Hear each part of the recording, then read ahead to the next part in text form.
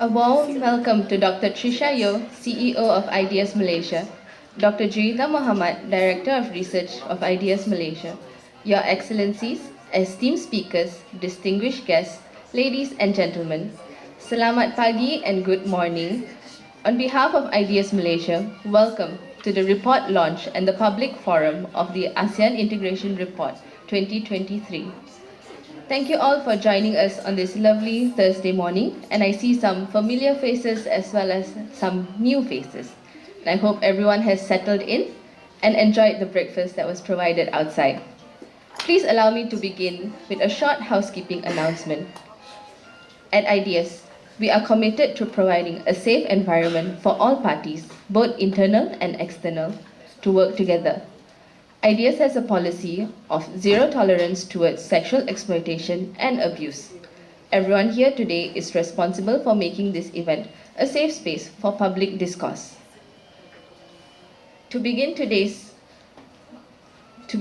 session, may I please have the pleasure of inviting Dr. Trisha Yeo, CEO of IDS Malaysia, to deliver the welcoming remarks. Please welcome Dr. Trisha Yeo.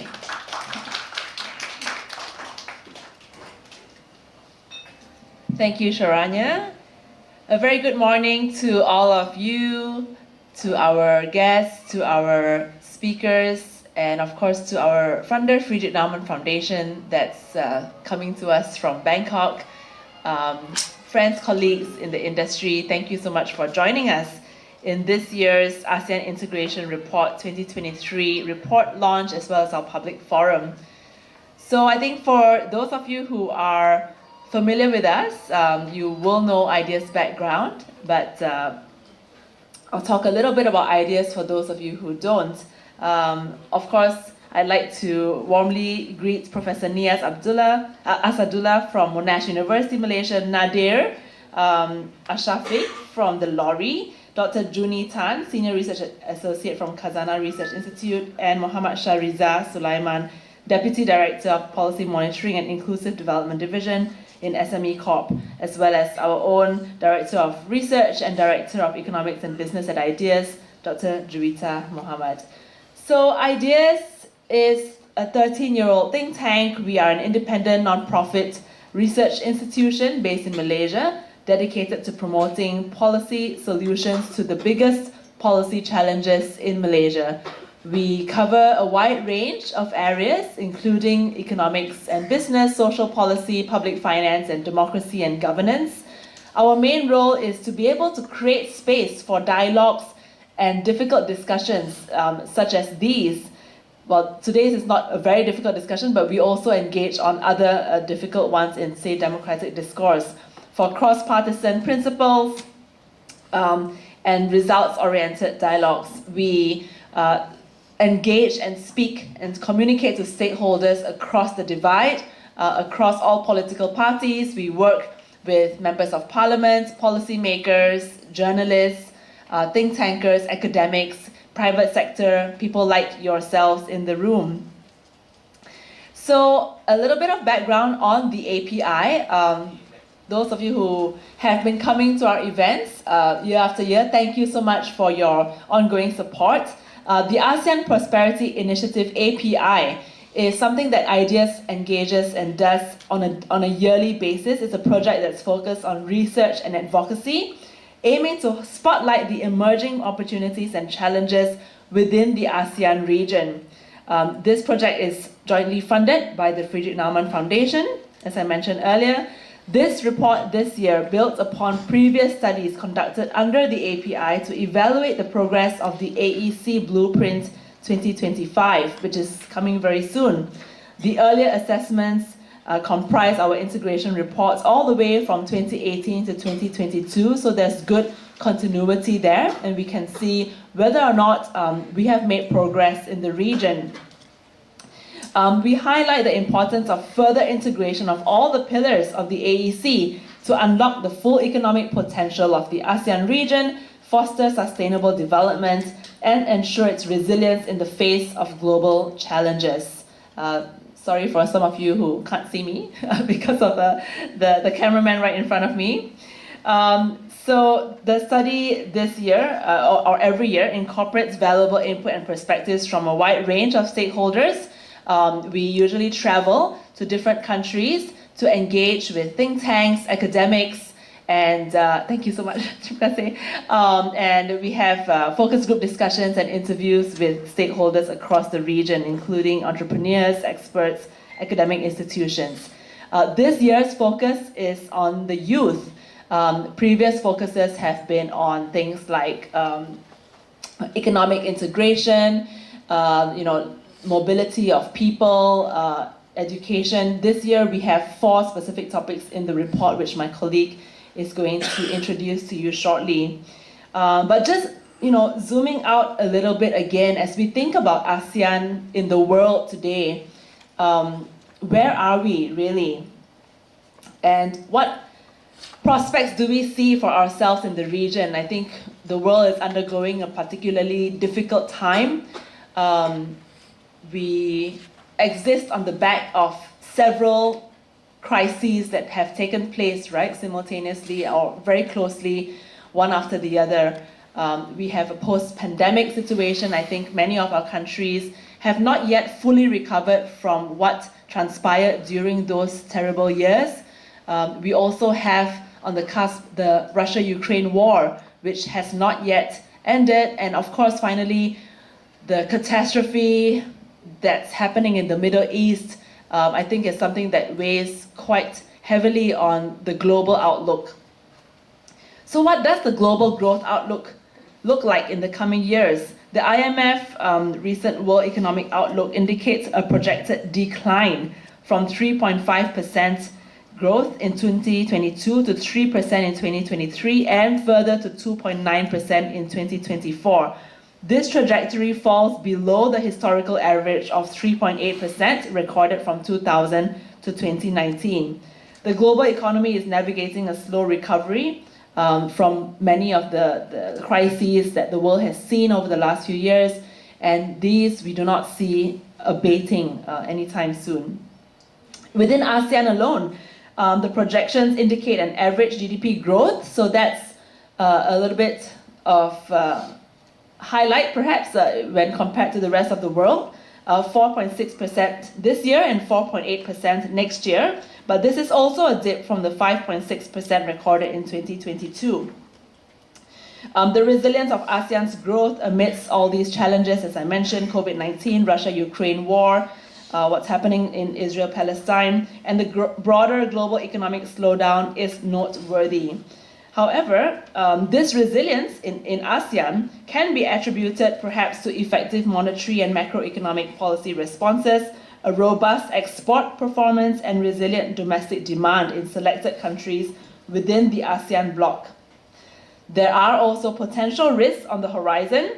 Inflationary pressures may create challenges related to food security and contribute to increased volatility in capital flows. And we, I think, have experienced especially the impacts of poor food security in the region. So given these developments in the world today, the significance of ASEAN becomes increasingly apparent, especially in the wake of trade tensions, geopolitical divides, not to mention technological decoupling between China and the US. How do we see ourselves? How do we situate ourselves? The ability of ASEAN's economies to weather global challenges and maintain growth underscores the region's importance as a stabilizing force.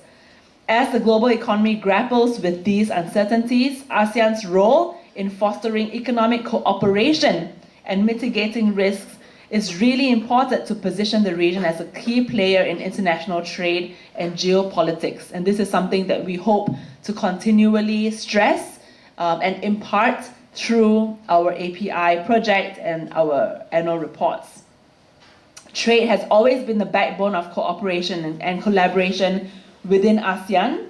And even though trade within ASEAN has not exceeded 23% or 25%, ASEAN trades with the world more due to non-tariff measures that countries are unable to eliminate. So this report this year focuses on the role of youth. Sometimes seems to be very easily forgotten, I think, in the wake of these global crises. What is the future of our young people today? Are we bringing our young people into the world only to be faced with economic uncertainties, employment challenges? A world faced with crises is something that they will need to be stepping into as they graduate. But for ASEAN integration to take place effectively, our youths in this region need to be empowered and included, which is what this report focuses on. The resilience and ambition of our ASEAN youth are commendable, but the chaos and uncertainty surrounding this post-pandemic economy will still render them vulnerable in terms of education and employment prospects. Coupled with the hastened adoption of digital technologies in response to the pandemic, the pre-existing challenges of youth unemployment and the skills gap have also been further exacerbated.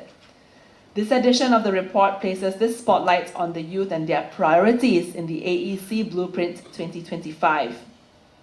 Ultimately, ASEAN's greatest strength lies within its unity, and we know this region holds a wealth of potential if, and only if, we collaborate as a single entity. This is important for trade resilience and economic growth for ASEAN in the next years to come. So policies pertaining to youth development should have a degree of consistency across ASEAN member states to facilitate seamless integration, mobility, and market access. This will empower our labor force that are needed to support our manufacturing, services, agriculture, and mining sectors in the long run. Based on our various visits, or rather the team's various visits across the region, there is some optimism, there is confidence in the ability of our youth to navigate the complexities and challenges of the future. Nevertheless, it is our shared responsibility to equip them with the most robust platform for which to showcase their talents and realize their full potential. To do this, we need to make ASEAN work for the youth and their aspirations. We need to make the AEC work for all of us. So I thank all of you for being here today. I hope that as you look through the report and also as you listen to the panel, the questions that you have in your mind and also hopefully stimulate some thinking would be really about, for me actually, the fundamental question is whether this region in ASEAN, in Southeast Asia, let's not just, ASEAN is the formal term for it, but let's call it the region, Southeast Asia. The question for me really is, can Southeast Asia as a region, the collection of these very important economies, can we offer an economic solution, a trade solution, or a solution in other ways and means that we can offer to the world? How can ASEAN, how can Southeast Asia make a difference in light of these various global challenges? Do we have anything to offer, I think, is something that weighs heavily on my mind. So with that, I leave those questions, perhaps more than answers, to all of you. Thank you once again to FNF, Friedrich Naumann Foundation, our funder, and I look forward to listening to Kewalin, who is the Regional Program Officer of the Regional Office in Southeast and East Asia, FNF, shortly. I wish you all the best and have a great discussion and debate. Thank you very much for your time.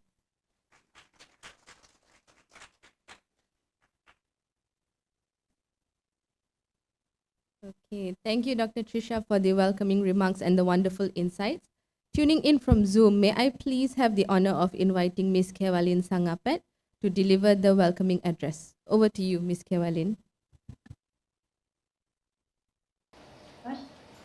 So, can you hear me? So I hope everyone can hear me, right? Okay. So good morning, Dr. Tricia Yeoh, the Chief Executive of IDEAS, Dr. Juwita Muhammad, the Director of Research, distinguished guests, and everyone. My name is Kewalin Sangapet, and I am responsible for the Regional Program on Economic Freedom and Human Rights at the Friedrich Naumann Foundation for Freedom, or FNF. So thank you very much for having me. It's really an honor for me to address you at this important event of IDEAS on behalf of FNF.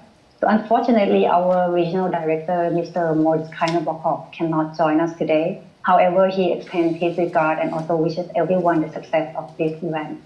So FNF is a German political foundation. We have close tie to the German liberals or the Free Democratic Party, as we share the same political ideology of liberalism.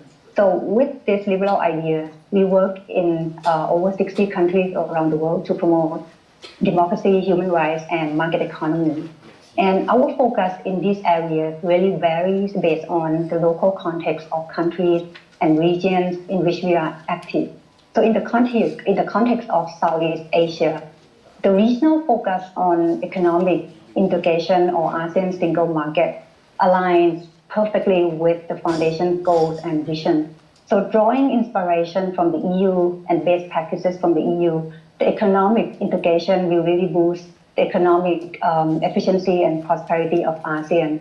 At FNF, we always see this great potential of ASEAN. That's why we highly value our partnership with ideas under the ASEAN Prosperity Initiative project, especially the continuous production of this ASEAN integration report under this project. So sometimes, or to be exact, consistently, because this happens every year, like each report really reminds us that there is still much work to be done for ASEAN to achieve the ultimate goal of the single market. But at the same time, the report also reminds and reassures us that steps have been taken and we are moving closer and closer to the goal, which hopefully will be achieved in the near future. And in order to realize this future, which is still ideal at this moment, FNF fully agree that the role of youth needs to be included in the discussion.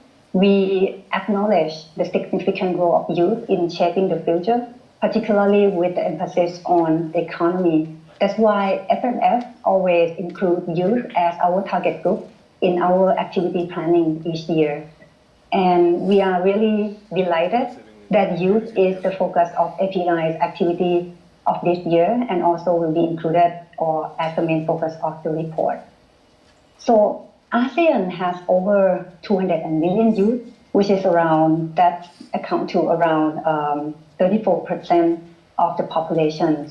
So this big number really shows how much ASEAN's economy depends on youth of today in years to come. So I believe that we all agree that youth is the age with full of inspiration, ideas, energy, and dream. So it's really important to facilitate their participation in economy at this earlier stage of life and don't wait until these valuable, authentic raw materials in them erode over time through the flaw of the system, right? From my experience at the API's Youth Roundtable discussion, both in Jakarta and Hanoi, however, I learned that despite of ASEAN's framework or work plans on youth, young people across our region are still facing problems in reality. And the differences in standards and practices in the 5 focus areas, which Tricia just mentioned, are still huge among the ASEAN member states, or even within the state itself, especially the digital divide, So all of this really caused the unequal opportunity of youth in economic activities. And this is something that we really need to discuss urgently before the youth in our region feel demotivated through this difficulty. In that case, the goal to achieve ASEAN economic integration will continue being far-fetched. So luckily that we have this 2023 edition of the ASEAN integration report already, in which all of these matters will be focused. So FNF believes that the report would ignite many discussions among stakeholders and would be the first step for many new initiatives in the region. So with this, we are very happy. And on behalf of the foundation, I would like to thank IDEA, especially the research team, for your hard work in gathering, digesting, and also analyzing the information for us all. Working at FNF, we always realize that conducting a report is not an easy task, and IDEA has been doing this continuously every year. So we feel very grateful for that. So as always, FNF is looking forward to the full report. And thank you very much again for having me. I wish you all a very great event ahead. Thank you.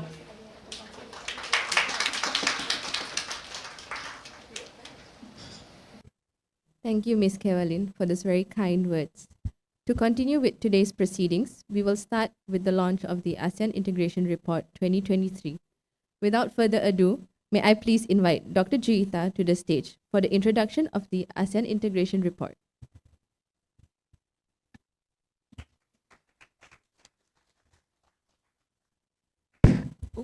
Sorry.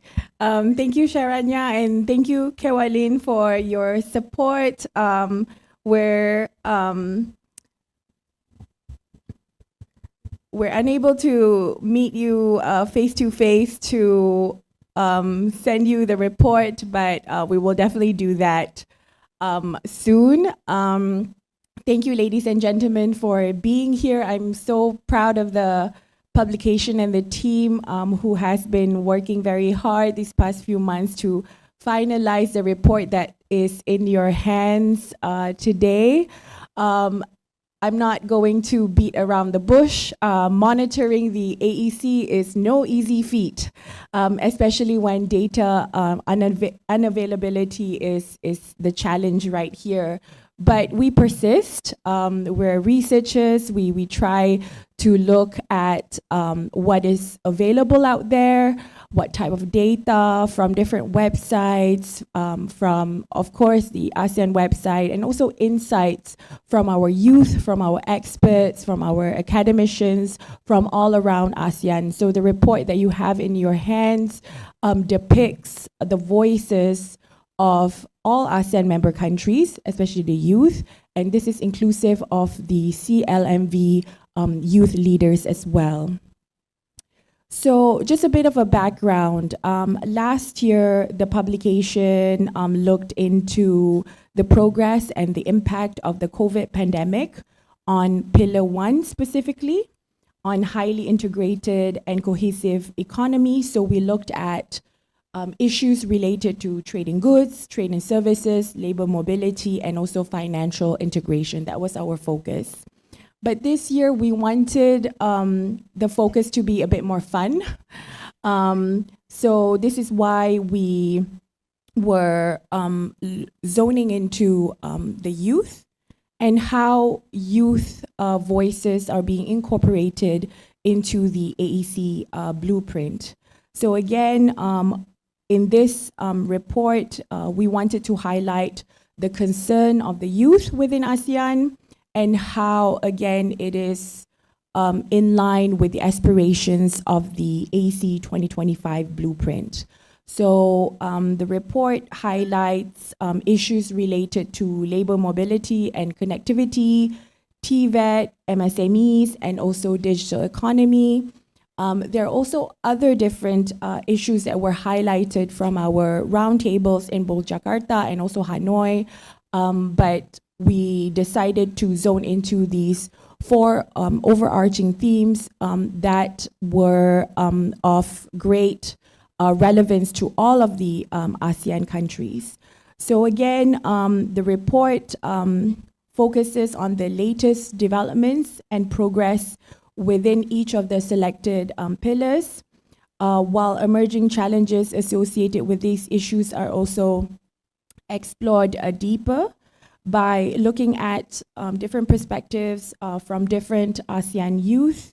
So again, we had roundtables with participants, and they were made up of youth leaders, activists, experts, as well as representatives from academic institutions and think tanks from ASEAN. So as mentioned before, like other API studies, this report aimed to monitor publicly available information on measures and actions taken up during the date of our research, looking at general economic indicators to gauge the stated outcomes of ASEAN integration. So as mentioned before, it's a build-up from previous publications. And again, the purpose of the blueprint, as we all know, is supposed to have ASEAN to achieve a single market block. But for now, we do see that even though there's incremental progress in integration, in the blueprint itself, the voice of the youth is somewhat lacking. So the team thought that given the steady and incremental progress that is the characteristic of the ASEAN way, it is important to garner support and buy-in from ASEAN youth. Again, this is just practical because we need the youth to sustain efforts for further integration. So without the buy-in of the youth, there'll be no continuation of efforts towards the AEC vision of a single block market. So let me just go quickly on our findings. We did see that again, even though there are many different initiatives and programs highlighted under all of these different pillars, we did see that there's misalignment in implementation and gaps in implementation. On labor mobility, again, we note that ASEAN has made very different efforts in signing on to different MRAs for different occupations and types of skills needed. But what is happening on the ground is that even though ASEAN is promoting skilled workers mobility, but on the ground we do see that the ratio of mobility of unskilled workers is much higher. So skilled migration, as we all know, contribute to increased market output and also productivity. And this is very much needed for countries like Malaysia, Thailand, Vietnam, and the Philippines, who's transitioning into a high middle income countries. But again, as we do see that in the informal economy, we do see that mobility of unskilled workers are relatively higher. So this is where the first chapter looked into risks associated with labor mobility. We talked about something that was unpopular but was on the minds of the youth, which is on poor employment practices like debt bondage and also irregular migration trends. In the second pillar, we looked at the importance of TVET. And we do note that in line with the AEC blueprint, there's a vision to enhance human capital development and also the strengthening of TVET in addressing the pressing issue of youth unemployment in Southeast Asia. But again, even though this is one of the top priorities for ASEAN, we do see that there's limited progress in harmonization and interoperability of TVET programs and qualification between different ASEAN member countries. And again, this is very important this is a very important issue that we need to overcome. If TVET were to be standardized, and because this would impact labor mobility ability among ASEAN member countries. In the third chapter, we looked at the challenges that MSMEs encounter within the ASEAN countries, and we do know that youth are also very much at the heart of the MSMEs community here in ASEAN. So we analyzed the types of challenges that they face, looking particularly on financing issues, and looking at the emergence of microfinancing and also embedded banking that provides new opportunities for SMEs. So we also looked at the very popular theme of digital economy and how strengthening of this sector is one of the key goals that is highlighted in the blueprint. But then again, the team here examined the specific challenges that ASEAN youth face, including the risks of digitalization and increasing digital divide, with a particular focus on women and also rural youth. So we all know that there are a lot of opportunities that comes with digital economy, but we do see that there are barriers erected in different countries, maybe for data protection or data flow concerns. We do see that under ASEAN, there are so many different master plans. You have the ICT master plan. You have the we also now are in the midst of negotiating for a digital economy partnership framework.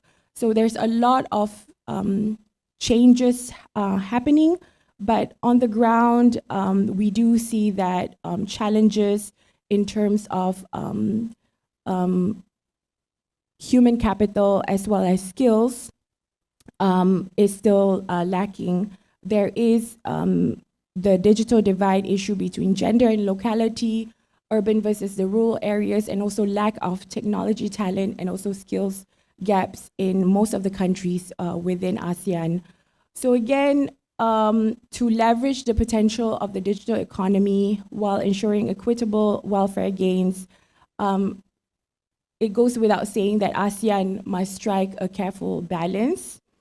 It needs to have a vision of what integration and harmonization is like, not only for a specific pillar, but also for the whole integration vision as well. In my personal view, I feel that ASEAN needs to do some soul searching and come to a consensus on how an integrated ASEAN looks like concretely, so that the ASEAN and its youth can aspire to make changes based on these concrete vision and also outlook. With that, I thank you, and I look forward to the discussion later. Thank you.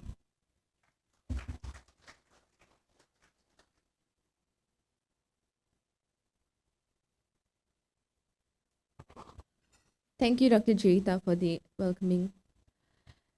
Please remain on stage and take your seat as the moderator for the panel discussion. Dr. Jirita, please. Now we shall start with the panel discussion. So may I please invite the speakers for this panel discussion to take their allocated seats on stage. Please welcome Prof. Nias Asadullah, Dr. Jun E. Tan, Nadir Ashafiq, and Muhammad Shariza Sulaiman. Dr. Jirita, the floor is yours. Okay. We shall now continue with our panel discussion. I'm so happy to have the speakers here today to talk about the issue of youth within the ASEAN vision. We have academicians, researchers, experts, as well as entrepreneur here to talk about youth and the youth challenges, the challenges of the youth within ASEAN. So I would like to invite the speakers first to give their opening remarks of about 5 minutes. So I'll start here with Prof. Nias. Prof. Nias, what is in your view, what is the role of youth within ASEAN, and how can they contribute to an integrated ASEAN in the near future? Thank you for the question, and again, thank you to IDEAS for inviting me to this very important and timely event. So let me situate your question. So as your report finding highlights, and as Trisha also mentioned, that ASEAN countries collectively present enormous potential for gains through trade, collaboration, cooperation, and so on. And yet this potential is not fully tapped. And at the same time, they face a range of challenges. Challenges of food security, climate change, and there are also pockets of conflict. And in certain instances, there are also worries of democratic backsliding. So all of these challenges can be overcome if there is more exchange of ideas, greater dialogue, more integration. And this is where there's a silver lining in the sense that the countries ASEAN as a bloc also has a window of opportunity, which is demographic in nature, and that's where youths come in. And at the same time, whether we leverage this window of opportunity depends on the provision of right policies, making right choices so that youths collectively become an asset, not liability. And this is where I also want to make it clear that the vision of integrated ASEAN in 2050 is not possible if we don't bring in youths into the driving seat now, because they will be the main beneficiary of an integrated ASEAN 30 years from now. So therefore the question is that, well, what should be their roles? Well, I can see a range of possibilities where we need to engage with youths early, we need to engage with them now for community collaboration, bottom-up innovations, to solve common problems of food insecurity. So think of smart farming. So there are concerns of aging farmers. This is where youths can come in, take up technology, promote the agenda of precision farming, tackle problem of food security. So think of climate change, and think of climate champions, youths as climate champions. And this is again, because no one will be impacted more than the youths when it comes to climate issues. So therefore, the stake is high for them, and we need to engage them today.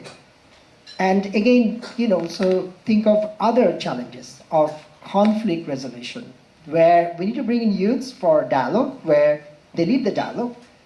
Let them use digital platforms to also kind of promote the idea of peace building, democratization, and so on. But I want to stop again by connecting back to what the opening remarks from Trisha mentioned, that empowering youth isn't possible if we, the state actors and others, are not creating the right provisions. So therefore, while we expect youths to play certain roles, we must not forget our own responsibilities to make sure that the youths rise up to their full potential to deliver and fully integrated ASEAN socially, economically by 2050. Thank you. I'll stop there. Thank you, sir. Juni, would you like to share with us your take on youth in ASEAN? Thanks very much, Drita. Thanks for the invitation to be part of this esteemed panel. I think that I'm going to approach it from digitalization and living in a digital world, and what it means for us and also for the youth in terms of the world that they're going to inherit. So what does it mean by living in a digital world? It means that we're going to have to build in governance and the environment that we live in order for it to be conducive. And I would like to approach this from like a few different points. One is the communications environment, which right now is really getting more and more challenging. It's like blurring the lines between the real and the fake, being unable to separate the signal from the noise, and all of this really affecting the social fabric of where we are as a region. And I think that this is going to be something that the youth in particular will have to get used to, also because of the mental health risks and all of that they are in, developing and all that. And the other part of it, for instance, is algorithmic management, where if you look at platforms such as Grab and others, which are using AI to actually take place of human managers, that is actually going to change the workplace for, in particular, the youth as well. In not having managers, not having coworkers, not having clients, all of these things that we were accustomed to. So it's a different world from the world that we are right now and the world that we will go into.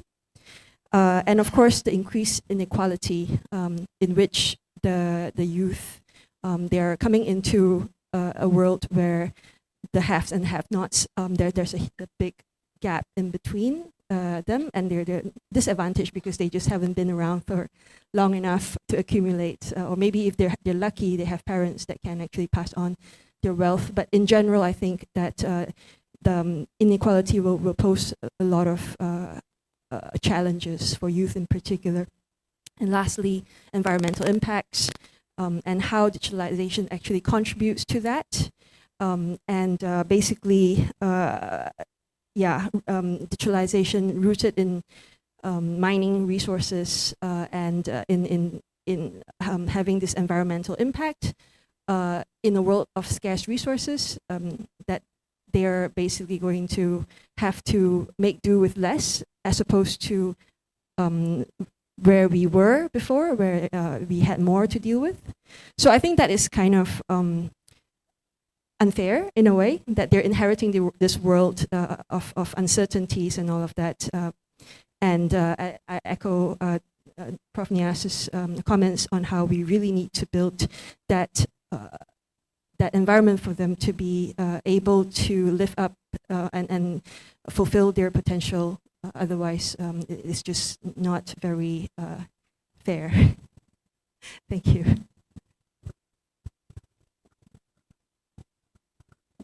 Thank you, Junie, for your insights. Can I invite Encik Muhammad Shariza to give his take on youth in ASEAN, especially from the perspective of MSMEs and entrepreneurship? Thank you, Dr. Juwita. Assalamualaikum warahmatullahi wabarakatuh. Again, very good morning to my fellow panelists and also participants today. And for the issue of youth in ASEAN, I think that they have a very big shoe to fill in, because when we look at ASEAN as a regional platform, so we have a total of 666 million population in ASEAN, of which 34% comes from the youth category, the young people. So they make up about 34%, which is about 213 million. So we look at this potential, So they are going to fill up the shoes that will be left by the elder generation, the current generation. So like I'm no longer in my youth, for instance, right? But we have to have our so-called successors, right? So in terms of all areas that we are embarking on as an economy, as a regional economy, also about as a integrated regional economy, ASEAN economic community and such.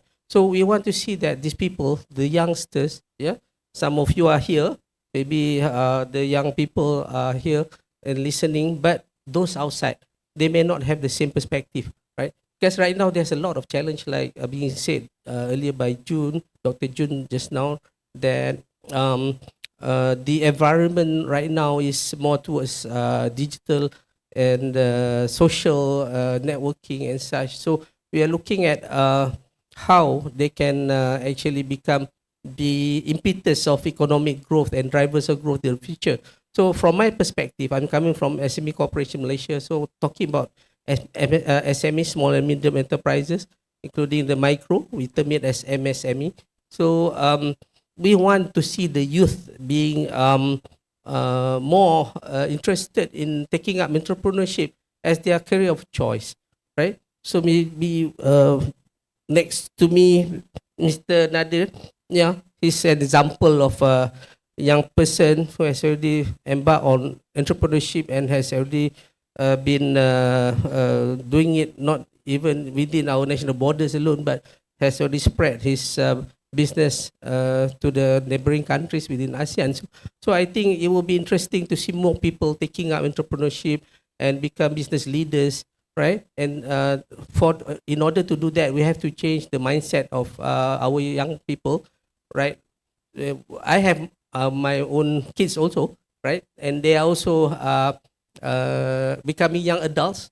One of my eldest is already working, and the second is studying in university. But are we going to confine them within the scope of our previous thought, yeah, our previous generation, that when we study, we end up working somewhere. We want to become, employee, and then maybe we can take up higher positions later as we mature and go along, so on and so forth. But we're looking at how we want to open up the minds of our young people so that they can look at the potential that is being provided under ASEAN as an integrated platform, to see that we are not only talking about our domestic market, but we must also explore. Yeah, but when we want to explore, of course, the nearest will be our neighboring countries, and this has been propagated by our government before. Yeah, prosper thy neighbor, whereby we must accept this concept that when we prosper our neighbors, yeah, so we will be prosper along with them. So prosperity is not only confined towards a single country, but as in the ASEAN, we have 10 ASEAN member states. So we have to look at the potential of young people to integrate, network, and reach out to their counterparts and peers, right? So how do we do this? We must start from the beginning, yeah, in terms of education, in terms of their school, in terms of even exposing them in terms of traveling abroad, in terms of communicating with their friends, which may not be only be within Malaysia or some other countries, but most importantly, if you want to start doing business within the ASEAN scope, you have to reach out and network with your friends or counterparts within the ASEAN region or Southeast Asia region itself. Thank you. Thank you, sir. Encik Nadir, can we get your take on the role of youth in ASEAN from the perspective of an entrepreneur? Bismillahirrahmanirrahim. Assalamualaikum warahmatullahi wabarakatuh. And a very good morning to Dr. Juwita and fellow panelists. First of all, maybe quick introduction about myself and the company. Is that okay? My name is Nadir, one of the co-founders of The Lorry. Basically, we are a digital logistics platform connecting customers, corporates, individuals to owners of lorries, vans, and pickup trucks. And typically, the owners we are talking about are mostly owner-operators or single owner-driver, i.e. they own the truck and they are the ones driving the lorries. And we actually started in Malaysia about 9 years ago, so almost on the 10th year mark, and essentially copy-pasted this whole model to not just Malaysia, but also Indonesia, Thailand, as well as Singapore. But I just want to share that I actually woke up today at 2:30 in the morning, just for Dr. Juwita and Ira. 2:30 in the morning because I had to catch a 5 o'clock flight from Jakarta. So just to share, I actually packed my bags and brought my family, my wife and kids, to Jakarta early this year. So I am right now based over there. Yeah, in Jakarta. So I have a good perspective on ASEAN. Recently also attended the ASEAN Business Investment Summit. So quite a bit to unpack there. But yeah, I think the question was on ASEAN youth and integrated ASEAN. I believe for sure we are not integrated yet, definitely. Until and unless I can take my Sdn Bhd and go over to the Philippines and operate, I don't consider that integrated. I wish we can do something like the EU. Form one company, I can operate anywhere within the European Union. Well, that's wishful thinking, but hopefully that's my youth aspiration, ease of doing business. For instance, if I want to go and set up a company in Indonesia, it takes about 2 weeks and a host of different approvals that you need to go to. In Malaysia, okay lah, 1 week. Singapore, the best, 1 day. Yeah, Singapore is the most efficient so far at 1 day. But yeah, from entrepreneur lens, definitely young entrepreneur lens, we definitely want easier business approvals, business setup, licenses, regulation, and harmonization across all ASEAN countries. And I think labor mobility was also touched upon. I had to apply for something called KITAS, Kartu Izin Tinggal Sementara, which is the business visa equivalent in Indonesia, and it costs quite a bit. Yeah. So I wish it was much more affordable, but no choice, I had to have to pay. Yeah, I wish there was an ASEAN version of KITAS where I have this one golden visa of some sort where I can use it to work anywhere within ASEAN. That'll be fantastic. But that's my vision and aspirations for ASEAN. Hopefully we can execute it when Malaysia becomes chairman in 2025. Thank you, sir, for your insight. So, Prof. Niaz, back to you. I want to unpack a bit about the key trends and shifts that you anticipate in the education sector for Malaysia specifically, and then for ASEAN in the coming years. What would we need to prepare to anticipate these shifts within our education sector?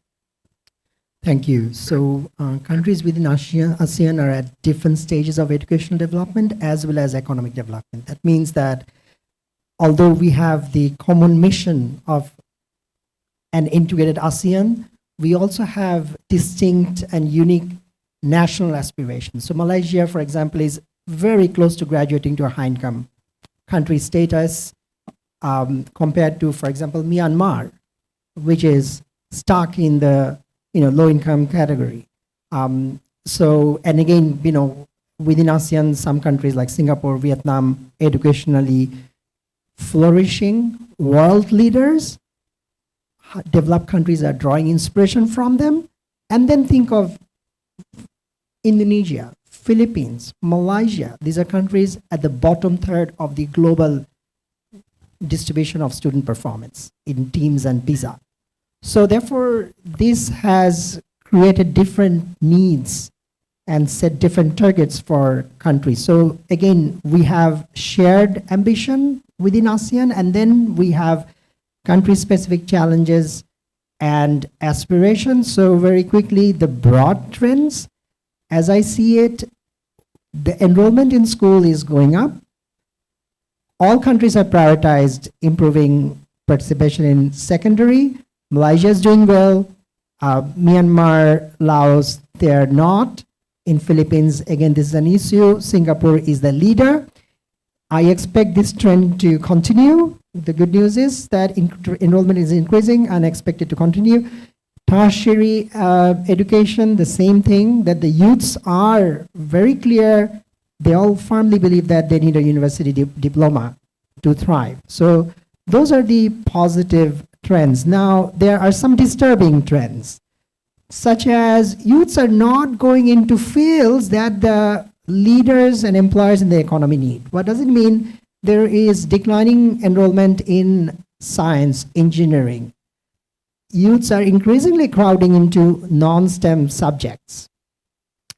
The other disturbing trend is actually one step below. It's about school. While children are crowding into schools, they're progressing through education with big gaps in functional, foundational literacy and numeracy, creating a host of challenges for employers and for university administrators upstream in the education system. And this is a shared challenge, barring few exceptions, such as Vietnam and Singapore. So therefore, for Malaysia and elsewhere, we are expecting shifts in policy to tackle some of these. So one is this increasing emphasis on education that is right for the economy. Technical, science, STEM, and so on. So TVET comes into play. And the other one is kind of also to fix these problem of learning crisis. We don't use the word crisis in Malaysia, but so Malaysia's learning poverty is 42%, something we often forget while we talk about AI and digitization and all that. But nonetheless, there is this going to be big push for greater use of technology to innovate solutions so that we can reach out to last miles, equalize opportunities for learning across countries regardless of location and so on. So I'll stop there. Okay, thank you for that. So I would like to tie that back to what Junie mentioned about digitization as well. You mentioned that there are upside risks and also downside risks to digitization for youth in ASEAN, but given this landscape, what do you think the ASEAN youth would need to prepare itself to adapt better to more uptake on digitization and automation within different sectors in ASEAN? Definitely, the report does talk about TVET and about education in general. So I guess there's no need to belabor the point on how they need to get the skills in order to survive in the working environment that definitely will need the digitalization skills. So I think more because I look at AI governance and AI impacts within my work in KRI. So I think that one part that we're gonna have to, I see that as inoculate the youth on how to tell what is like part of digital literacy and awareness, right? On how to discern information, how to sift through the noise from the signal, and all of that. That should actually come as part of education on teaching the youth how to live within this environment. And of course, there is just as also brought by Prof. Nias, in terms of the uneven development when it comes to different countries within ASEAN, where you have Singapore as the top like in its own tier, and then you have the middle developing ones like Malaysia, Indonesia, Philippines, and a few others, and then the last, the more developing tier would be like Cambodia, Laos, Myanmar, at different stages of digitalization and therefore exposure to different types of risks when it comes to kind of straddling between the real world and the digital. So I see that from the point of view of social fabric, where it comes in the situation where the communication environment just is not conducive to building relationships within the situation of ASEAN, where we have existing religious, racial, cultural fault lines. And so I'm seeing it more from the point of view of how to equip the youth, and of course the rest of us as well, on the limitations of the technology and how to also operate with more empathy to live together, and then that's another aspect of education that I'm quite concerned about, besides the skills part and jobs part. Yeah. Thank you. Okay, thank you, Junie. So, Encik Muhammad Shahriza, let's talk a bit about MSMEs and financing. I think for a long time, when we think about MSMEs in Malaysia and also in ASEAN, the main issue or challenge would be access to financing.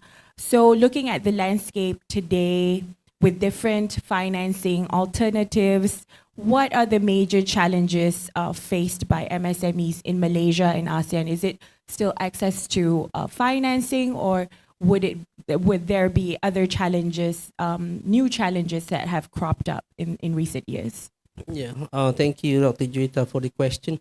So about financing, if we look at the ASEAN member states, yeah, we have 10 of them, as mentioned by Dr. Jun just now, that they are at different levels. Yeah, we have the upper member state, the second tier, then the lower one. So I think in terms of financing is something which is universal. Anywhere when you talk about MSME, yeah, micro, small, medium enterprises, they need financing. So one of the challenge that is being faced all the time by the MSMEs are access to financing, surely, and we did participate, yeah, Malaysia, under the ASEAN SME Policy Index in 2018, and also in the current one. Then the current one will be published next year, 2024. It's not being, the result has not been published yet. But under the ASPI, ASEAN SME Policy Index 2018, Malaysia scored well under access to financing, in fact, compared to the other ASEAN member states. Yeah, in fact, in overall ranking of Malaysia was number 2, only second to Singapore in terms of the policy index, yeah, related to SMEs. So those include financing, which is a very vital and integrated part of conducting a business. I'm sure that everywhere entrepreneurs, when they want to start a business, a new business, or they want to expand their current business, or they want to go abroad, they want to export, they have to have a good access to financing. In Malaysia, we are not short of that, because in terms of our government, also we have provided and allocated a lot of financing over the years. Yeah? Like now, for youth alone, there are 72 programs that is being conducted or organized under the various ministries and agencies, about 10 or 11 of the ministries involved, and this include a large portion of financing, yeah? And some of them, the programs are dedicated for youth alone. So this can be accessed to various government agencies and some of the ministries through the programs, but also the private sector, they also provide financing. But there is a challenge to that, because in terms of private sector financing, you know, the traditional banking financial institutions, they require you to be eligible. Yeah, you have to qualify. You have to have bankable business plan, and then you must have collateral and such. But as mentioned by Dr. Juita, maybe there are alternative modes of financing. So now we know that when we are talking about youth, actually when they start a company or business right now, sometimes it comes with the idea. So idea can become a collateral now. Yeah, it's not just the asset. If you don't have an asset, how do you become bankable? So now we have to have a new approach. Yeah, such as if you have a good idea into turning some new business or based on digitalization platforms. Like in recent years, we have seen the advent of companies like, of course, Grab, the lorry, and such that use applications. Yeah, they're not only the traditional type of businesses. Sometimes they don't have to own anything in terms of asset itself, but they coordinate, they accumulate, and they provide the services for us to have a good access to. So from here, they can have a good potential to grow, and it has become the new trend of business. And these are being led by mostly by the youth, yeah, not people like in my age. So it's too late maybe for us, but these are the new areas of development whereby we must look at how we could support them further, yeah, because we don't want that unicorns can only be developed in some of the countries within ASEAN, but if we integrate the whole region, yeah, into one, like our brother here, Mr. Nadir, has done, yeah, in 3 or 4 ASEAN member states, that is something which is exemplary. So I think the other challenge is about we need to be more homogeneous. Right now we are very much heterogeneous, right? Dr. Jun also mentioned just now, right? There are fault lines along different culture, different religion, different this, different that. When you go abroad, you go outside. If you want to come as an ASEAN, it's not the nationality, right? If you're European, you can identify yourself as a European. From where? Where's Europe? Is Europe, South Europe. But Southeast Asians, how do you identify yourself outside? You don't identify yourself as a Southeast Asian, right? You come from your different countries. So integration, I think, must be done with a lot of engagements with the youth in terms of having more opportunities to know each other, the culture, and make a difference. Not like the previous generation, yeah, we only identify ourselves from our respective country, but how do you identify yourself from the perspective of ASEAN? One of which is from doing the business with your counterparts, yeah, your peers, your counterparts. Because otherwise, how would you carry out the business with other regions or other economies or other developed countries, right? You cannot come up strong because you think that you only represent one single country. So I think that's another challenge that we have to address. So we'll have to look at how we should be complementing this idea in terms of getting the ASEAN youth together, so that it's not about having seminar, workshop, summit only, but it has to be turned into the practical terms. Yeah, so he has to come up with something which can be translated into action plan. So I think these are all the ideas that we have to explore, so that now or next generation, maybe our youngsters now or our kids in the future can identify themselves as being, I'm a Southeast Asian or I'm an ASEAN national. In terms of nationality, you don't have to say that you're Thai, you're Singaporean, you're Bruneian or anything, but you can say that you're an ASEAN national. Thank you. Thank you. Encik Nadir, coming back to you, you mentioned a bit about the challenges that you face in doing business in different parts of ASEAN. So I just wanted to ask you to unpack that a bit more. Apart from those challenges, do you see other challenges as well that would impact cost of business as well, cost of doing business in different countries?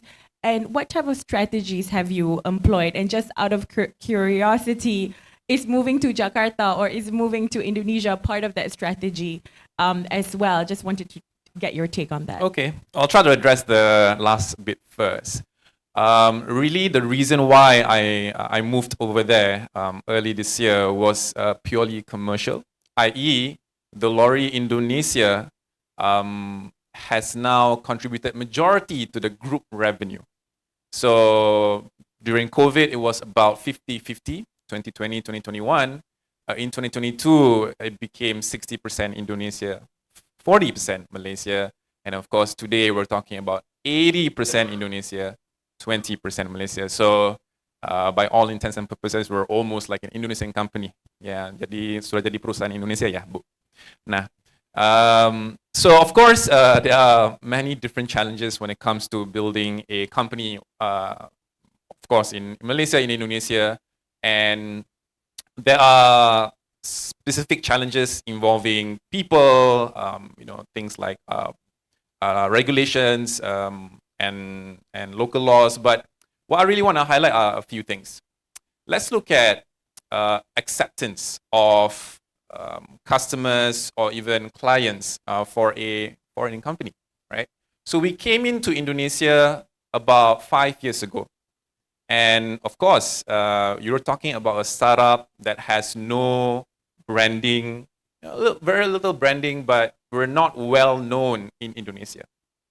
So we had to really start from the basement, from ground up, essentially, to build our reputation and to really get to where we are today.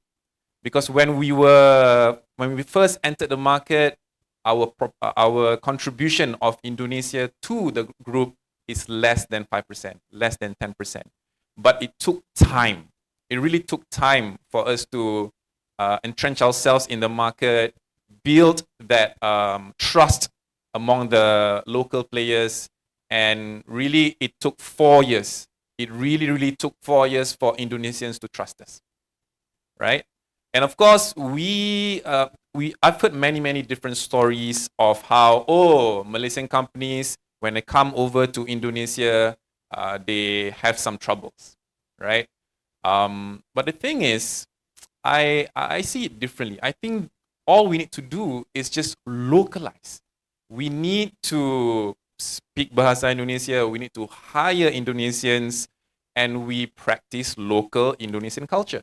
And I believe that's really more or less the recipe for success to succeed in Indonesia. And I believe the same formula can be replicated in Thailand, in Philippines, and Vietnam, and other ASEAN member nations.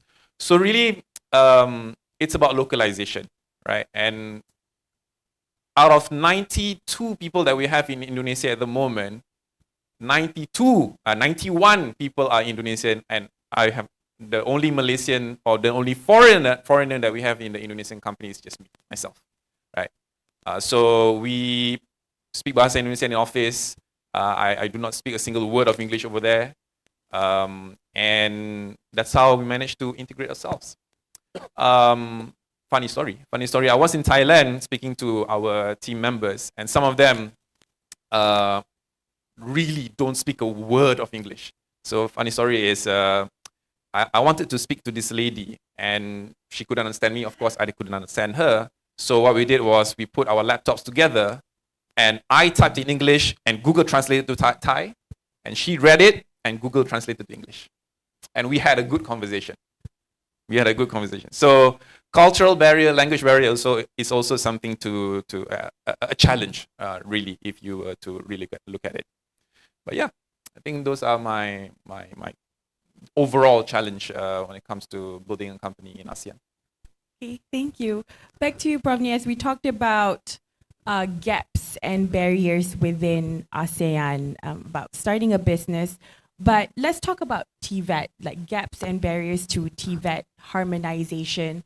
There's no doubt that TVET is important to all of the ASEAN countries. There are different efforts and initiatives to harmonize, to integrate, and also to standardize different TVET programs so that labor mobility can also happen between skilled workers.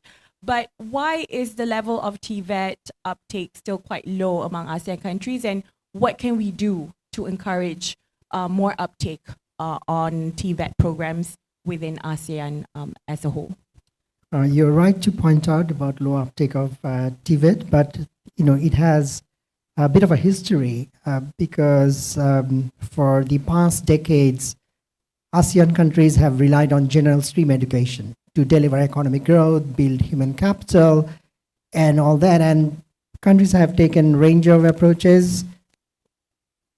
There is a subgroup of countries that have invested heavily in education, and it had paid dividend in terms of increase in enrollment. And yet, this subset of countries, which includes Malaysia, is facing the twin problem of low labor productivity and low graduate employability. And this has caused huge frustration among governments because the return on investment in education has been missing in that sense. There's a broken link, apparently, between education and unemployment. And the frustration among policymakers have kind of pushed this search for quick wins, quick fixes. And that's why you see so much reference nowadays in the newspaper, in government policy documents about upskilling, reskilling, holding employers hostage, that it is your problem. So you need to invest more. We have done our part. And it is in this context that when you hear about TVET ASEAN Council initiative like this, is actually one of those, quick wins type solutions. So that is the context, right? But let me also be very clear that TVET is no magic bullet, that we need to talk about it, but we have to understand the limits of TVET. There isn't any global consensus that TVET delivers everywhere, that there is a certain advantage, intrinsic advantage that TVET graduates enjoy over, general education stream students. As a matter of fact, in Malaysia, yes, TVET graduates do well in terms of employability, but they crowd into jobs with very low wages. And if you ask any employer, they will say that, well, I don't consider them worthy of high wages. And the government is actually pushing for increasing wages. And within the education system, if you think about TVET, the problem is not because Malaysian government and others are not spending enough, but it's a matter of governance, fragmented ways in which we run these TVET centers. And on the demand side of it, TVET is really the second chance or second choice. There is an image problem, and your report also talks about it. So I think, this is the larger context that we must not forget, that it is end of the day down to quality education, regardless of whether it is TVET or general education. So As a matter of fact, if the quality is poor as it is now, TVET is a worse choice. So again, don't get me wrong, I am all in favor of TVET, but as part of a wider ecosystem within the education where it is one of the choices that we present to our youth, but let's not get carried away that this is going to solve our graduate employment problem, that it is going to cause a shift in wages, there will be a surge in productivity, just like bad quality school education. You know, this is a general challenge we face in TVET, and we must not lose sight of that. Thank you. Okay, thank you, Prof. Niaz. Junie, I want to circle back to you. We talked about, the boom of digitization wave within ASEAN, and you mentioned about both the upside and downside risks. But another issue that comes with the boom of digitization is also the digital divide. So in your study, do you see this happening within ASEAN countries? And what can we do or ASEAN do to combat the furthering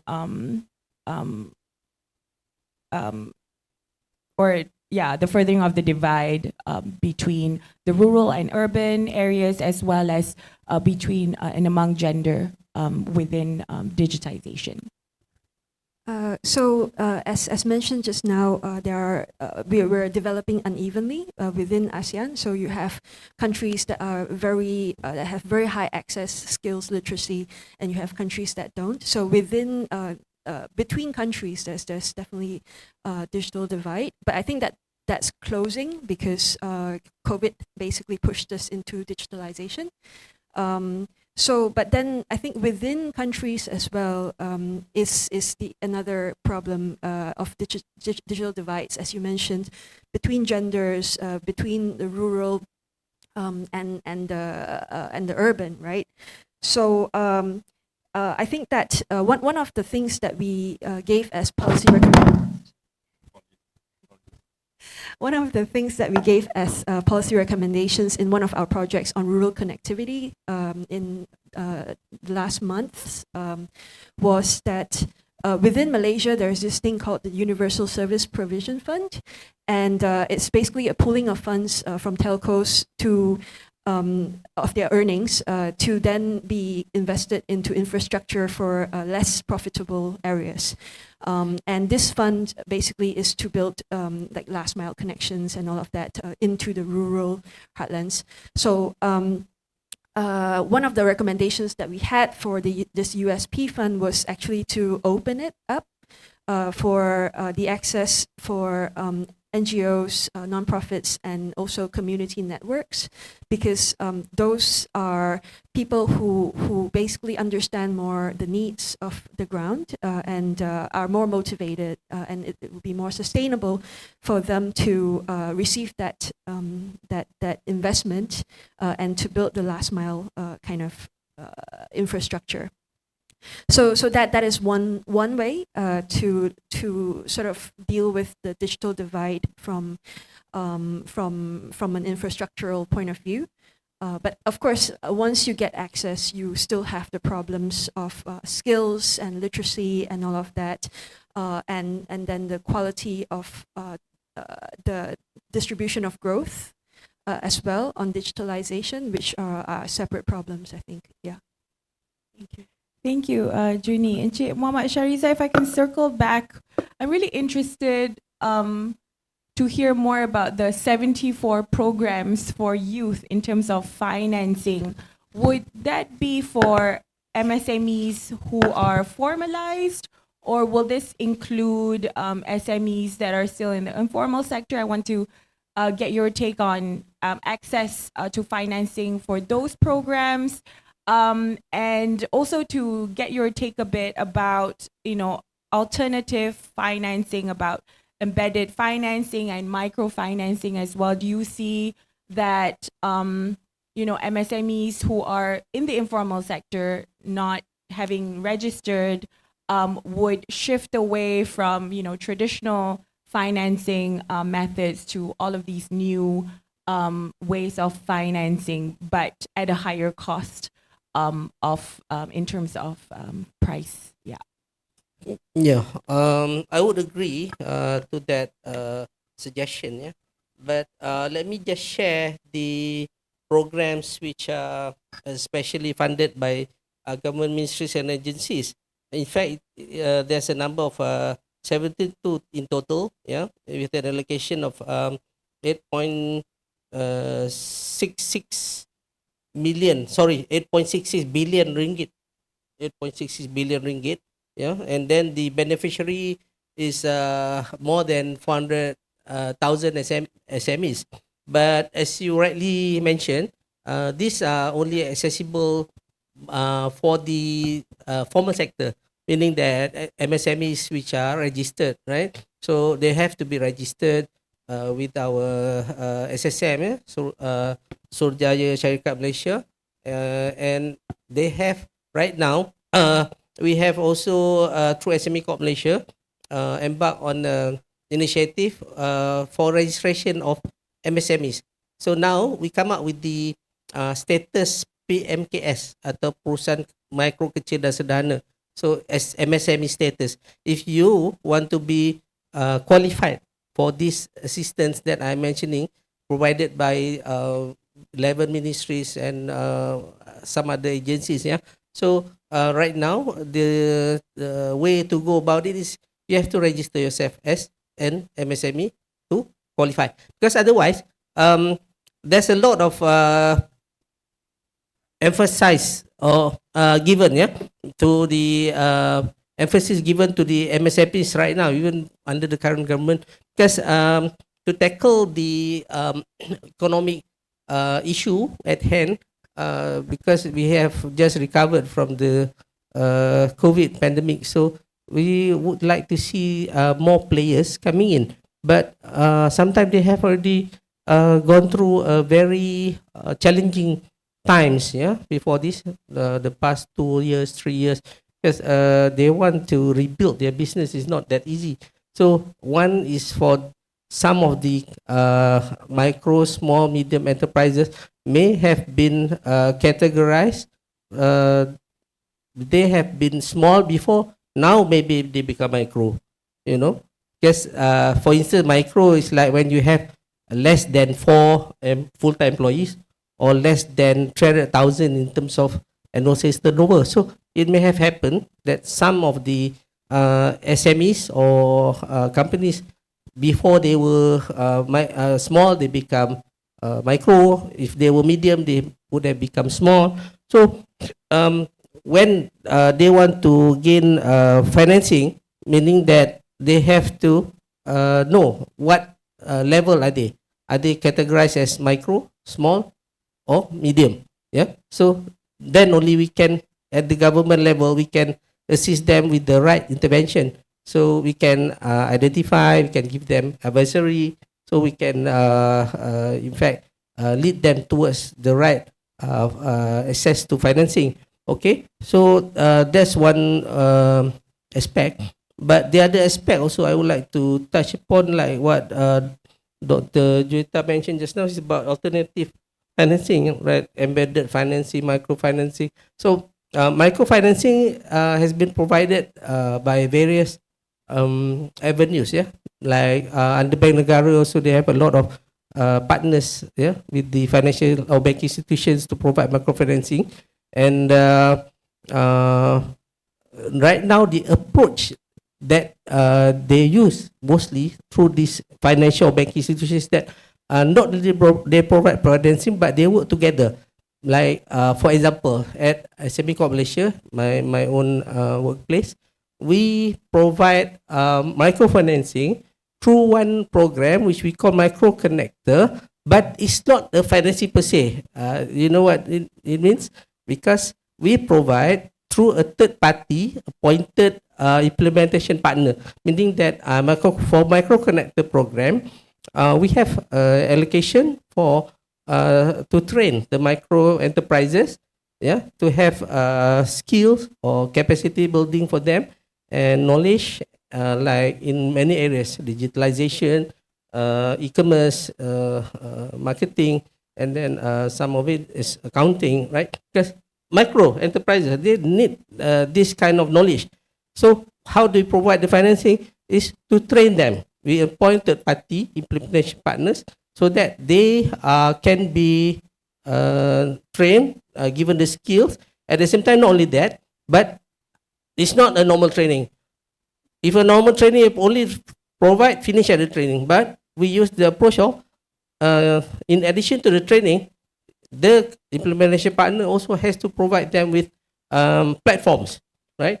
If they are trained under marketing, they have to provide what? E-commerce platform, maybe some apps, maybe, yeah. So some other example is that they provide dongle, yeah, merchant terminal, yeah, so that this small time micro enterprise, they can solicit order, and then they can do their business interaction through the system, yeah, payment system, order system and such. So this is the new approach that we are giving. Because if you just give a small amount of micro financing, sometimes it may not really turn out or materialize into something that can help improve the business of small or micro enterprises. But we use the approach of giving them the skill, the training, the knowledge, plus the enablers, yeah, the system, the apps and such. So just now, Dr. Juta also mentioned about embedded financing, right? So that is outside what the government provides, but I think it's a good approach, like in the integration report that we have been launched today. There's a mention about how Shopee provides that, yeah, to their sellers, right, as a facility, because some of them are not registered businesses, right? Like I said just now, they're not formal sector. So if they're not registered, they don't have the status of as micro, small, medium enterprise, meaning that they are not in the formal sector. So when they are informal, so this is some of the avenues which they can access in terms of financing. But from my perspective as a government agency, we want more players, more micro enterprises to be registered to become formal sectors, because like I said, we have been providing billions of dollars, ringgit, yeah, billions of ringgit every time for like this I'm talking about youth program, yeah, 72 youth program with an allocation of 8.66 billion to reach out to 409,000 beneficiaries. So these are earmarked for benefits for the MSMEs under the youth category alone. So of course, when you look at youth, they start small, maybe they are micro. So we want them to be formalized. So the new alternative avenues of financing can be done, but it's like when they start, they have not been formalized. They can access, but maybe they have to incur higher costs. And of course there's always commercial what do you call element to it, right, by the creditors, by the credit providers, because of course they want to make money from it. It's a facility, but as a business you have to remember that you don't take too many loans or loans which may incur you higher costs. Thank you. Okay, thank you, sir. Yeah, in our report as well, we do note that with these new ways of financing, access to financing is, improved, but again, it goes back to at what cost, because these interest rates are quite high. And again, that is just something that we thought was a good progress, but there are some downside risks as well. And Cik Nade, just wanting to go back to your journey on how you were able to get access to financing, and were there any other incentives presented in Indonesia, in Thailand, that attracted you again to make the move and penetrate into other markets within ASEAN? All right. So we at the Lorry, we have raised just about 11 million US dollars so far for the last 9 years. And I think I've done it all. I've raised from venture capital, institutional funds, angel investors, friends and family. I've also done equity crowdfunding. Equity side, what else? Yeah, equity done. Debt side, I've done, of course, term loans, invoice financing. During COVID, also got special relief facilities. So thank you, CMB and government for that. 3.5% per annum, cannot get anywhere. So I've done it all except Along lah. So Along haven't done. Now, I guess I have a bit of a unique experience then, because of my repeated number of fundraising rounds that I've done, from the earliest, which is only about 50,000 ringgit, and the latest, which is around 24 million ringgit. Right, so that's in ringgit. I would say perhaps 10 years ago, right? 10 years ago, when the trend was mobile app. I would say, the baby steps of mobile revolution. That's when companies like Airbnb came up, Uber came up, Grab came up, and these were the leaders. These were leaders, and they led the charge in terms of creating startups. And those were the, for the lack of a better word, flavor of the month at that point in time. So my perspective is, today, if you have similar ideas to like Grab, like Uber, like Airbnb, or even like the lorry, my theory is you probably will not get funded like 10 years ago. Because today, the opportunity for investors to make money is not there, right? When we talk about investors, means venture capitalists, where they want to invest, and then, of course, hope and pray that you get listed or get bought up by someone else, and then they make their capital returns. But today, the opportunity is not that. The opportunity is not platforms, e-commerce, Uber for X. It's been done. So today, what people are looking for, what VCs are looking for, what PEs are looking for, definitely plays in AI, plays in deep tech. Definitely, deep tech is what they are looking at, and this is more for the technology sector which I'm exposed to. So that's my opinion on the technology sector. But of course, there's always opportunities for small and medium businesses to get all sorts of funding, whether it's angel investment, whether it's loans. Now, from Indonesia's perspective, this is very interesting. Did you know that it's almost impossible for you to loan, for you to take a loan from any banks in Indonesia without collateral? Like, impossible, right? If you want to loan 1 billion rupiah, which is about 300,000 ringgit, you have to either give a collateral worth 1 billion rupiah or put FD of 1 billion rupiah, which doesn't make sense. Why would I put FD 1 billion rupiah to loan money 1 billion rupiah? That kind of situation. And they're so strict, and it is something that I guess is pushed by the OJK, which is something like SC or BNM. Interestingly, because of that, there are quite a bit of these P2P micro lenders / financiers came up, and there are about 100 plus of them in Indonesia. Some of them lend to businesses, and some of them lend to consumers. The consumer version is known as pinjol. Anybody knows what's pinjol? What's pinjol? Pinjol, P-I-N-J-O-L. It's a short form for something.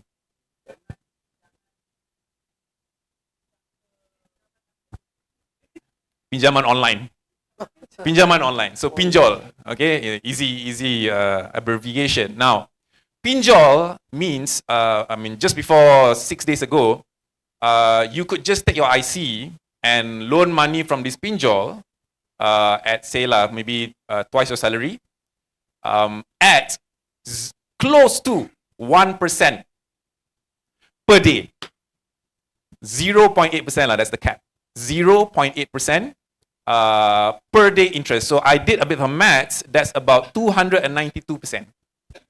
292%, which is really the going rate in Indonesia for pinjol, essentially consumptive loan, right? Consumptive loan. But about 6 days or 5 days ago, OJK said one more point is we have seen many Indonesians, they're a bit smart, they applied with multiple pinjols.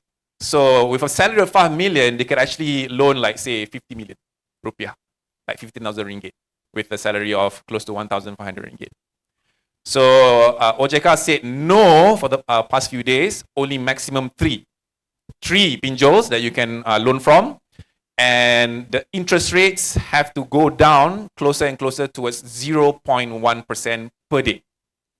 Right. So immediately they want to reduce it down to 0.4 per day, but eventually they want to reduce it down to 0.1% by 2025. And that's just some good data for you to understand that, you know, Indonesians are willing to pay this kind of loans, not just for consumptive, but also productive. Because there are businesses that take, unsecured term loans, unsecured invoice financings to finance their business. Typically for SMEs, we are looking at 3% per month, which is very typical, 3% per month. So times 12, about 36%. So which is way lower compared to what, it's way higher compared to what Malaysia is offering. But that is really the culture over there. Very high interest rates. Their OPR is about 6, so about double us. So some good facts for you. Thank you so much for sharing. Okay, I'll open up the floor for Q&A. I'm sure the audience here have questions for our experts, our entrepreneur, and also our official here. Any hands out there? Would anyone like to ask a question? Maybe someone in the room is starting his or her own business. Is it a shy crowd out there? Okay, yes, sir. Thank you for your question. The mic is towards the middle of the room. Thank you. M.H. Choi from Malaysia first. I'm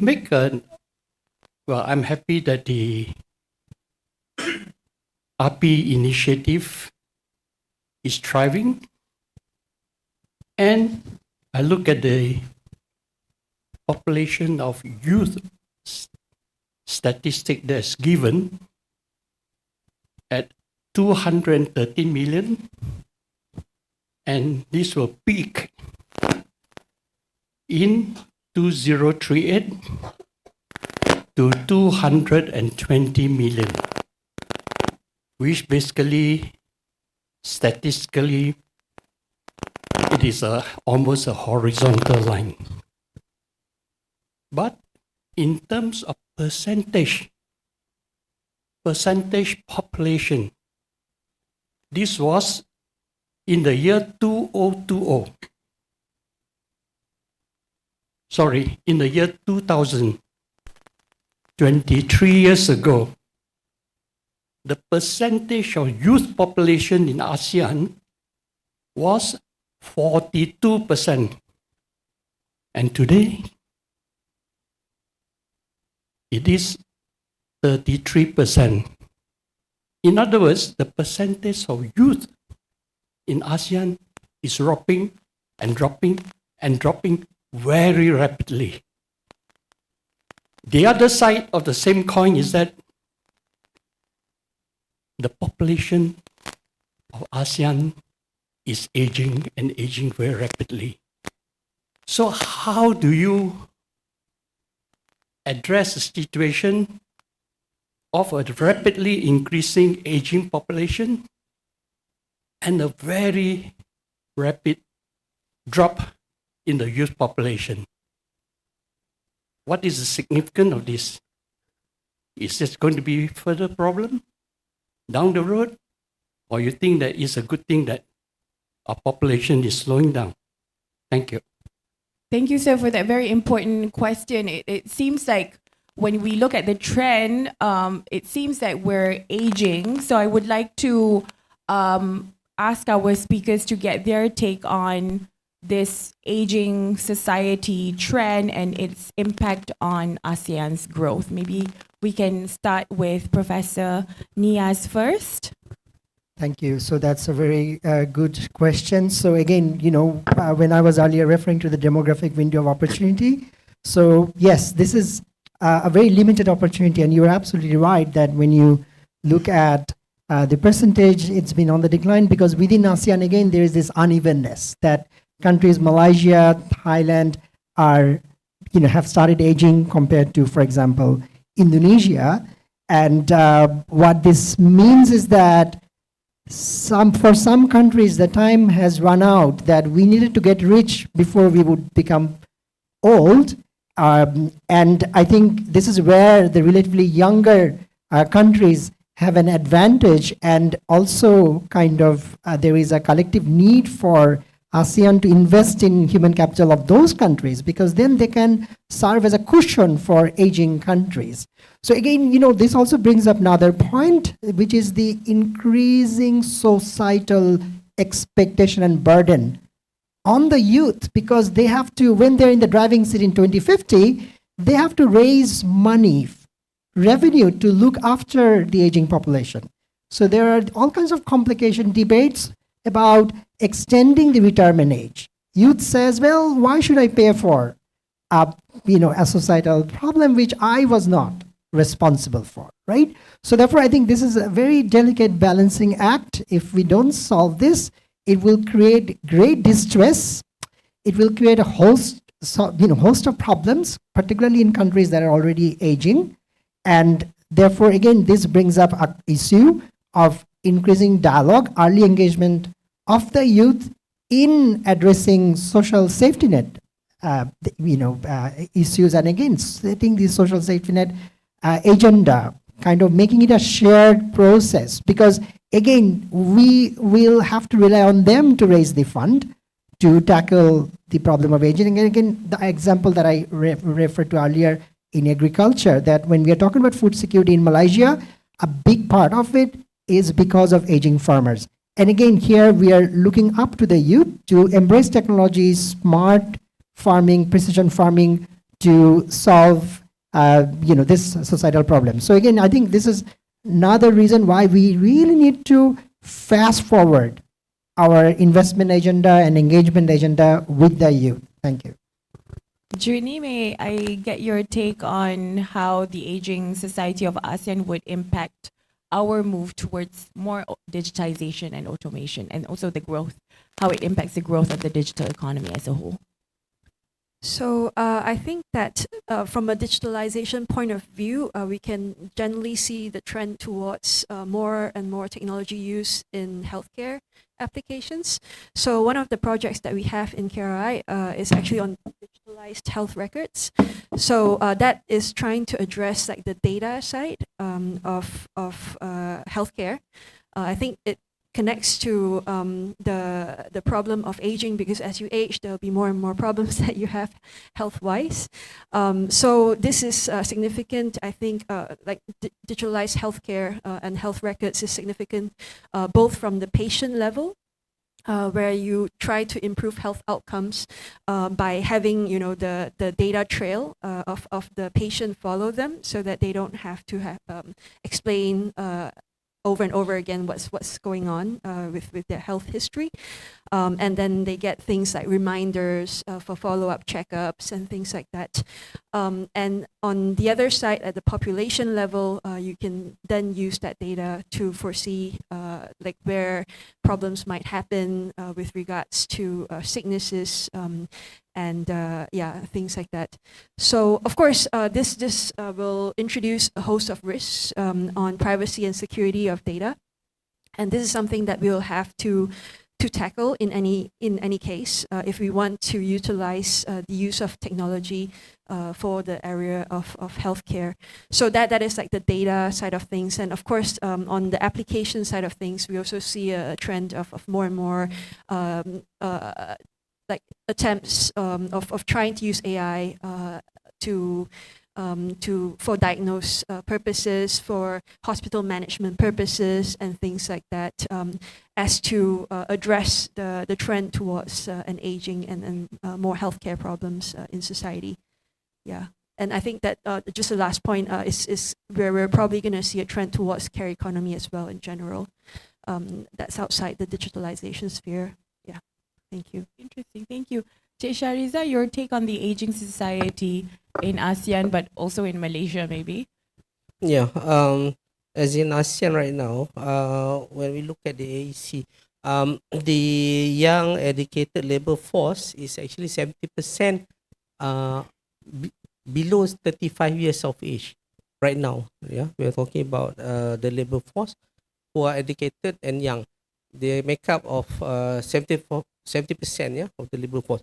But like the question just now, what happens when the young population dwindles down?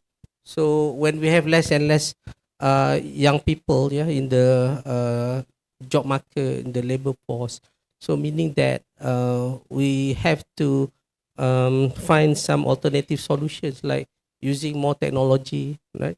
Just now, Dr. Junis said about AI. So meaning that we have to be ready, so that our young people must be tech savvy. They have to be ready that, not to say that they are getting replaced, but since their numbers are going down, meaning that it is a complementary, that technology comes into place even right now, yeah, towards the future.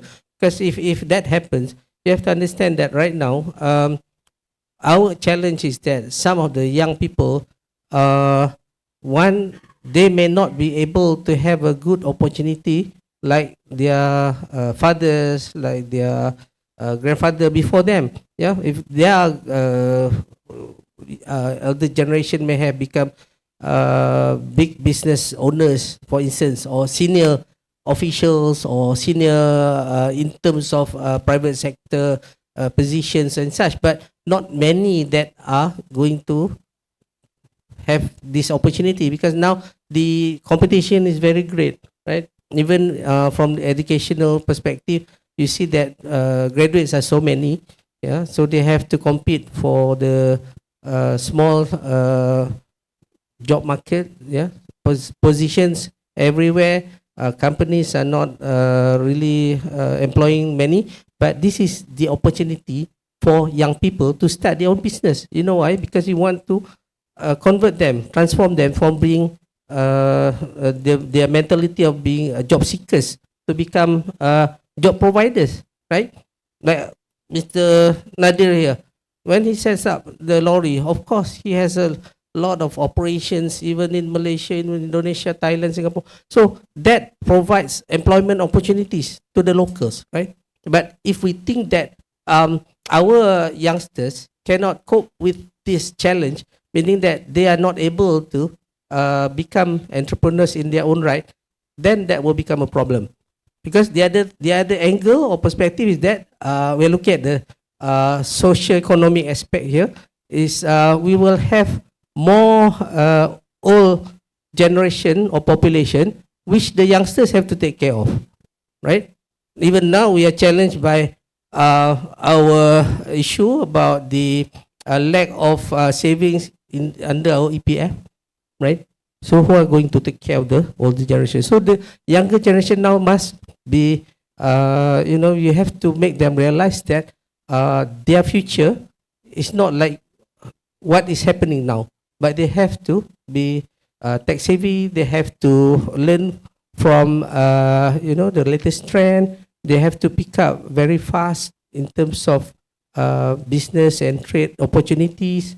So we have to make them realize, because not that we want to rely on our sons or daughters to take care of us in our old days, but that is the reality. Not everybody can afford to live comfortably once they are retired.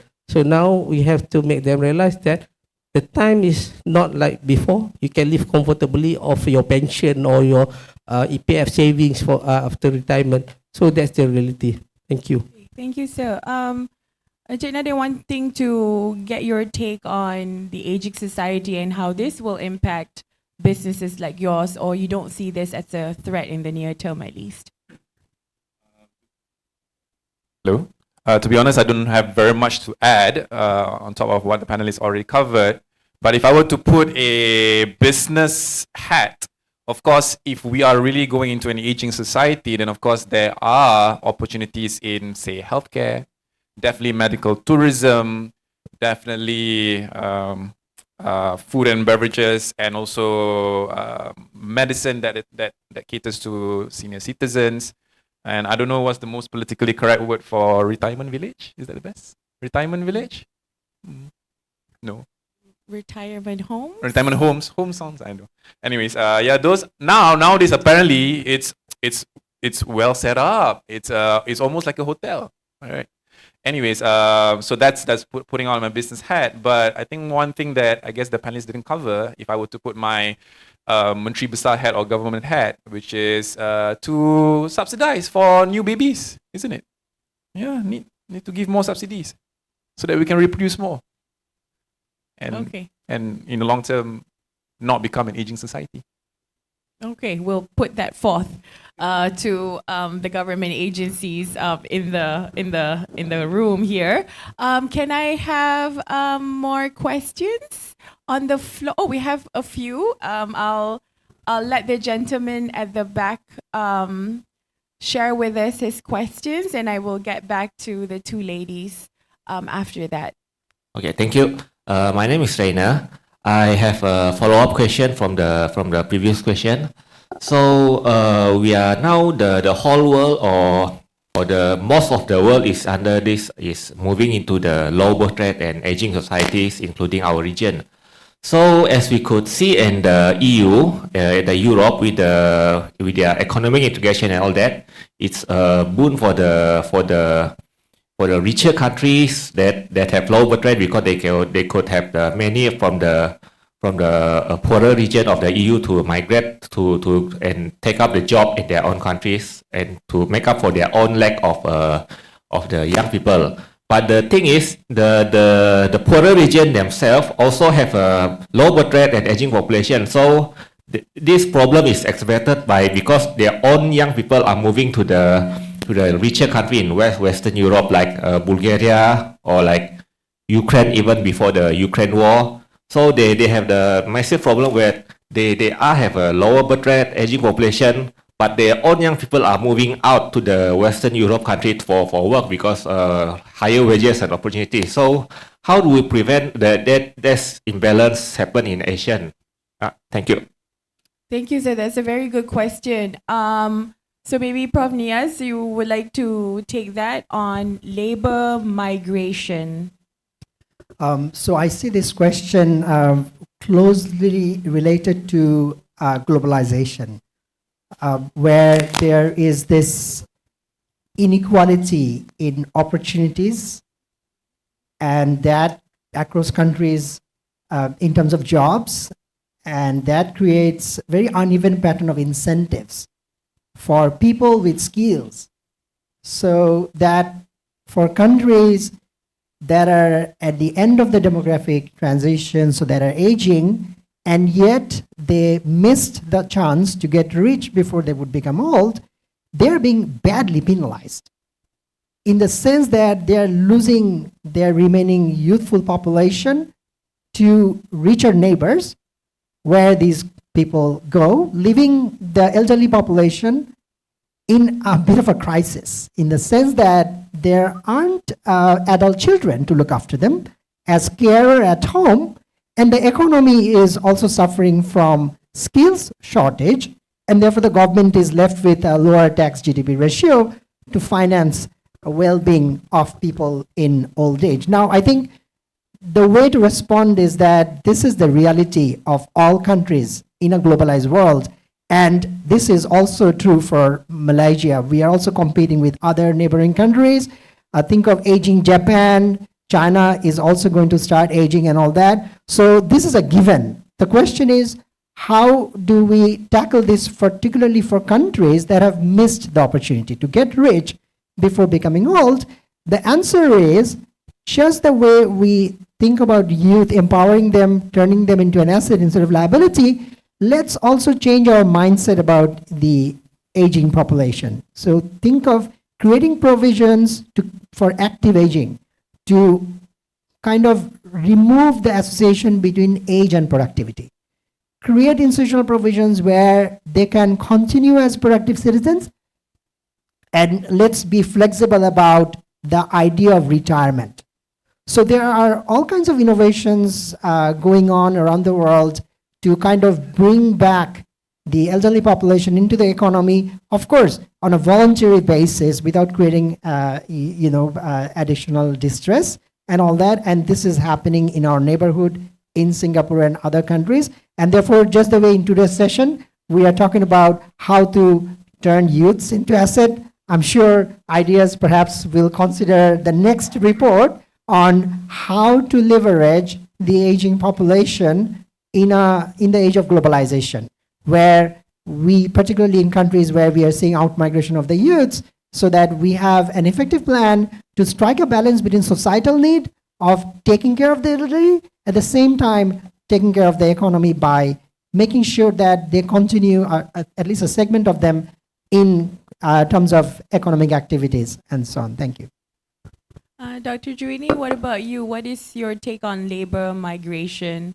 Because again, in the digital world, you can move around and still contribute to the economy as a whole. So do you see this as a downside risk in the medium to long term? So I would first want to echo Prof. Nias's points and also emphasize that we really need to look at social protection much closer and how to finance that for an aging population because we can see it coming. On digitalization, one of the ways to look at it is possibly that digitalization can enable people to work from anywhere. So possibly people, youth from rural areas can stay in the rural area, but then work remotely.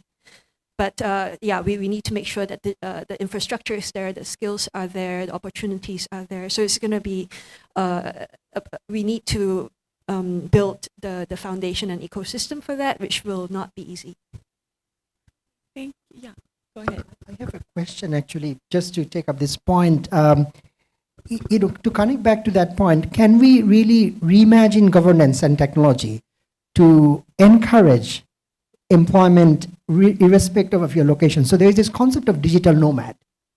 So what that would do is for youths not to leave their country, but perform tasks, for locations which is outside their national territory. So that would actually help solve some of the problems, meaning that if I'm an elderly mother, I can still fulfill my aspiration by earning high income, delivering the task for a high income country, but without leaving my home. So I would like to actually engage with you, engage you on this topic. So what are your thoughts? Are there innovations in Malaysian context, for example? So coincidentally, I was listening to this podcast. I forget from where, but they were talking about PEDIs in Malaysia, like Pusat Ekonomi Digital, digital as in DI, PEDI, PEDI, Pusat Ekonomi Digital in Malaysia, where you have all of these, there used to be access points for internet when access was not so widespread, but now I think they've become centers for trying to mainstream digitalization and trying to give training and capacity building for how to conduct businesses online. So one of the things that can be done possibly is if there are goods within this area, like a very good cake or something that's local production, produce, which previously it would be they would sell in pasar malams and pasar pagis and all that, but now they have a wider access outside of their immediate geographical location, and that's where the younger people will be able to work with the older people in order to market the produce from that area. So it's not only about like traveling around for work that's outside the region, as digital nomads, for instance, earning, say, Sing dollars or European euros while living in Malaysia, but also providing economic opportunities within rural areas. And I think the PEDIs are quite local. They are I think it was like at the state level or something, I believe. And that's one way to be able to look at the distribution of economic gains from digitalization at the rural areas. No, it's Paddy's. we'll talk. We'll check. But it's I think it's Paddy's. I thought it was Kitas because for digital nomads in Indonesia, they still would need to apply for the Kitas visa. But we can talk about the acronyms and all of the visas. Actual centers. Oh, okay. Okay, thank you. Okay, thanks. Maybe we can talk about that later on over lunch. Encik Shariza, do you want to tackle this question about labor migration and the downside risks? Yeah, we have to acknowledge and recognize that is the risk that we have to take. Yeah, when we have less and less young people, and then when they move out to work elsewhere, but we have also to acknowledge and accept that if they want to earn their income, yeah, in another country where they are being paid better and such, I think that is not something which we are able to stop them from doing so, right? But at the same time, we have to also strengthen our domestic labor market, yeah, because I think what we need now in terms of ASEAN integration, now we have to look at ASEAN as a bigger community village, right? Because it's not about our geographical borders anymore, right? But if we want our young people from working in Malaysia alone, but they can earn better, maybe like in Johor, people go to Singapore, right? But from other countries also, like Indonesians, they come here, like Filipinos, they even travel very far, like to the Middle East, and they are very ready to earn their income outside or abroad. But what I gather from my interaction with some SMEs is that Malaysians are not that ready to do such a move, meaning that our people, our local people, they like to stay more inside our country. But unlike the Filipinos, for instance, yeah, the Filipinos, Indonesians, they are ready because it boils down to their domestic economic situation also, right? Because they cannot find very good opportunity, meaning that they have to go out. But in our terms, we have to stimulate, yeah, the economy in terms of giving more opportunities to the young people so that they don't go out. But as I said just now, maybe we are looking at how they can turn themselves into entrepreneurs. So the young people, the youth, they have to find a solution in terms of they become the employers. Yeah, they're not job seekers anymore, but job providers. So once they do that, then we are safe. But there's another angle that I want to share also. I'm also involved in terms of inclusive business. If you have heard it before, it's being implemented in many countries, yeah, worldwide, and even under ASEAN also there's a framework for inclusive business. Yeah. So what is meant by inclusive business is that a normal company making profit, yeah, they are actually integrating the society or the community into their value chain or business value chain or the supply chain. So, for example, yeah, normal businesses, they operate in terms of making bottom line is the profit, right? Dollars and cents. But another step to it, you can become a philanthropist. The next step is you will conduct CSR programs, but that's very limited. Some other businesses right now, even the government is promoting is social enterprise, right? Social enterprise. For instance, under Ministry of Entrepreneur and Cooperative Development, they are actually pushing for towards social enterprise so that it can address both the economy and also the social part, yeah, issue within the society. Because if we look at the society as just being workers and also companies, then we can end up just being employees, right? We makan gaji. So we only take our pay home every month, but not more than that. But under social enterprise, they would include the less privileged community, those people who are maybe underprivileged, underserved, to actually involve them to become the beneficiaries. But another level now, what's happening within ASEAN even is inclusive business. Inclusive business is when one company actually, when they operate, they include the community within their business operation. How do they do that? They're not employees. Yeah, the community doesn't become their employees. It's not their workers. But I take for instance, yeah, because I'm also involved in this initiative in Malaysia, inclusive business. We have appointed some of the companies. There are SMEs, there are big companies also involved, so that they can include the community, the micro enterprises within their value chain or supply chain. Okay, for example, we work with Farm Fresh, Berhad, right? This public listed company, you know Farm Fresh, we drink Farm Fresh milk products, right? So they work with the community. How do they do that?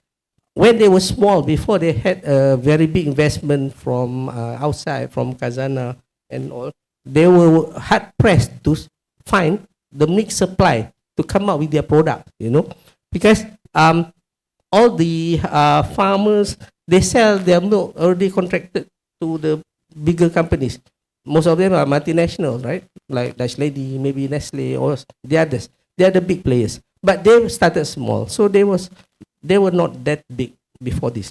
So what they do, they find the individual farmers which have the cows that can actually supply milk to them, but they buy at higher than market price. So meaning that by doing that, they have secured the milk supply.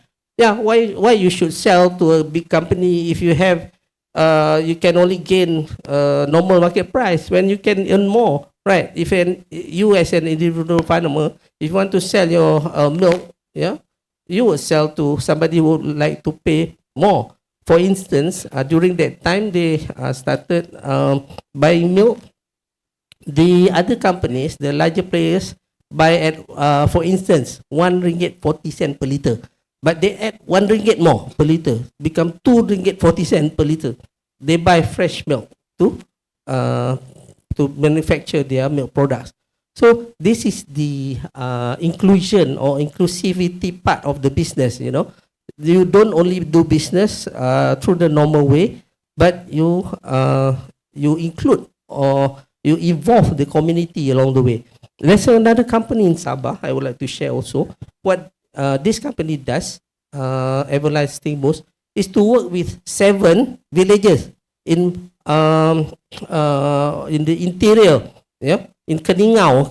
I went there to have a visit there, site visit. It's like the kampung actually is like 3 hours and 45 minutes away from KK, through hilly roads, you know, not a highway lah. So almost 4 hours away from KK. But this company, they work with the 7 villages, the community comprised of almost 200 local farmers. They plant herbs and spices, yeah, like bunga kantan, like serai, like so many other.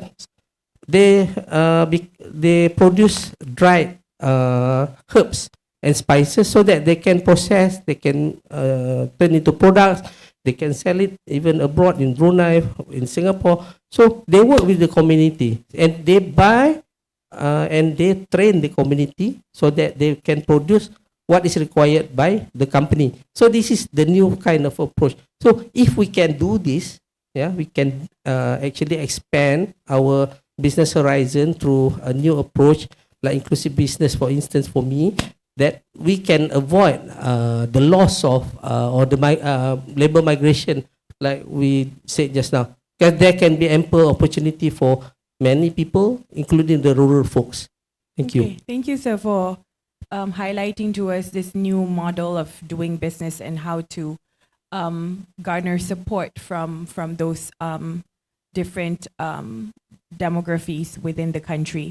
Encik Nade, as a worker who has migrated, do you see this as a threat again, or this is something that is normal because ASEAN is to a certain extent integrated? We are a bigger market, so it's normal. Do you see it this way? Well, it's not a normal right now. For sure, I am abnormal. But I believe if, let's say, Indonesia continues on its current path, I believe, yes, people have been saying, oh, last time Indonesians come to Malaysia to work, it's going to be the other way around in 50 years' time. That could be very well the case if we don't back up, if we, i.e. Malaysians, right? So, yes, it could very well happen. And I think we need to take steps in order to ensure that does not happen. Right? Because although I'm there, I still darah still Malaysia lah. Right. Anyways, on the labor migration, I believe there's already quite a few creative methods for let's say Singapore to attract talent from Malaysia. What they do, you don't have to move. I pay you Sing dollars. You live there. You live in Penang. You live in Kedah. No problem, right? But I pay you in Sing dollars. And that's already happening in our industry because typically these are the programmers, back-end developers, front-end developers. They are being enticed like so. And it's very enticing for you to earn Sing dollars and spend in ringgit. Very, very good, right? Of course, it's very bad for companies like ours because then talent retention is very difficult. But I guess to a certain extent, the economy will do well, more consumption. Unsure where will they pay tax. Unsure where. Sounds like Singapore tax, sounds like. But for sure they will use it to spend it in Malaysia. So I think that's a plus. So yeah, that's already happening at the moment. Quite a few employees of my friends in Penang lost their employees to Singapore-based companies paying Singapore dollars, and they do not have to move to Singapore. Thank you. We had two questions before, so I'm just going to take one question from the lady at the back and one question there and one question from this table. So we'll do that consecutively. Go ahead, ma'am.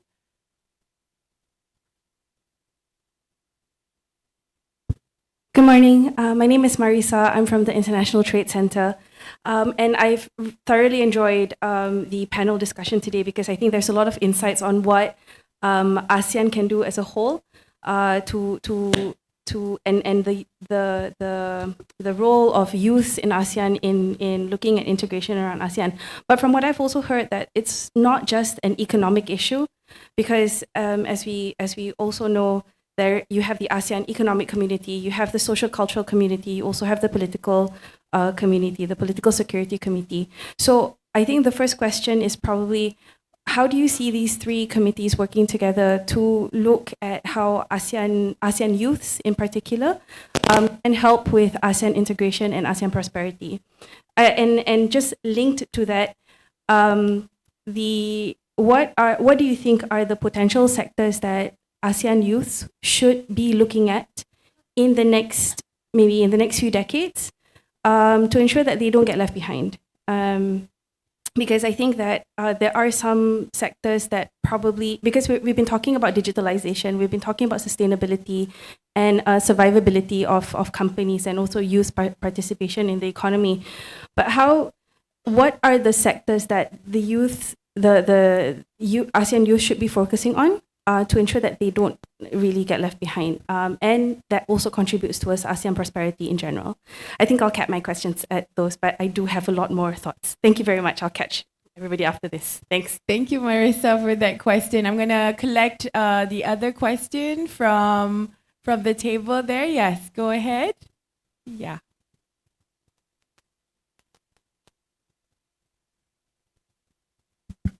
Hi. My name is Nicole. I'm an economic undergraduate from University Malaya, and I'm interning at Ideas. I have a question directed to Jun Itan and Sharizan, maybe.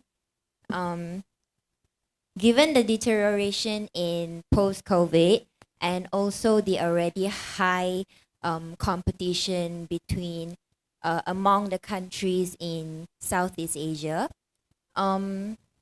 what kind of programs do you think ASEAN could do to increase integration, especially here in Malaysia, where many youths are not aware of the policies?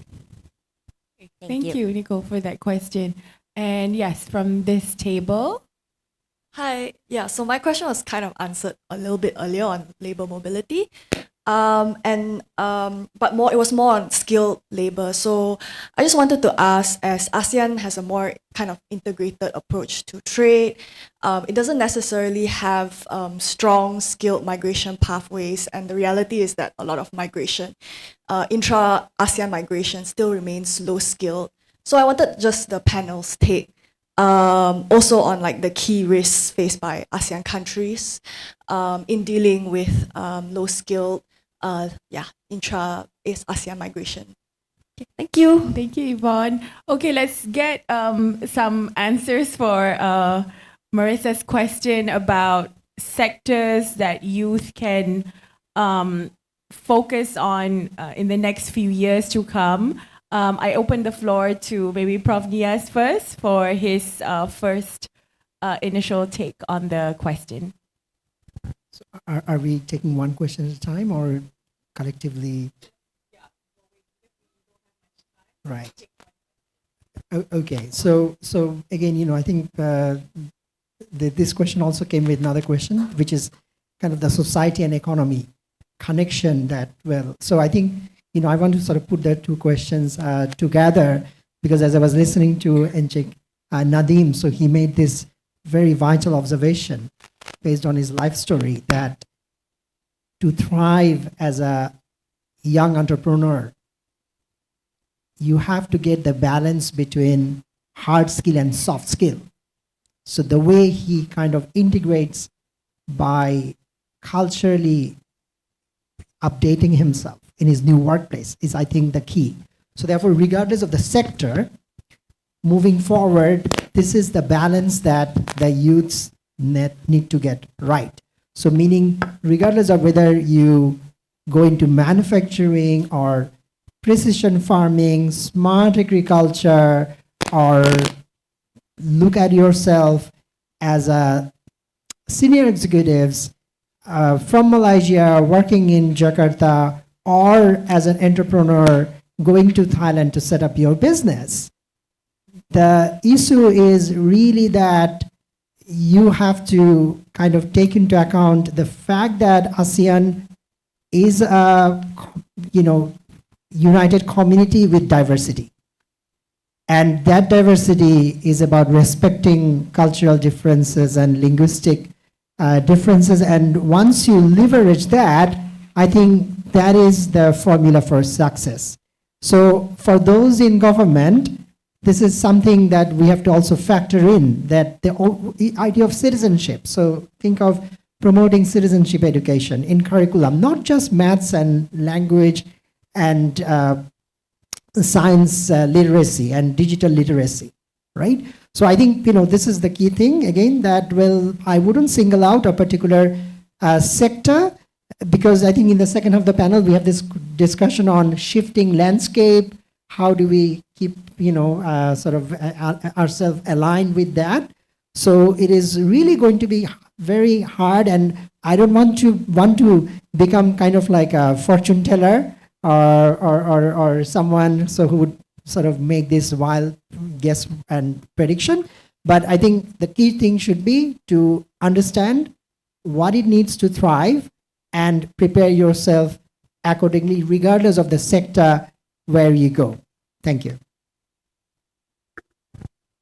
So very quickly on the sector, I think that sustainability and digitalization can be seen as layers that are on top of sectors. So you can be interested in manufacturing, but then add one layer of technology on top and one layer of how to do it more efficiently so that the environmental impact is lessened. So that could be one way of considering the problem.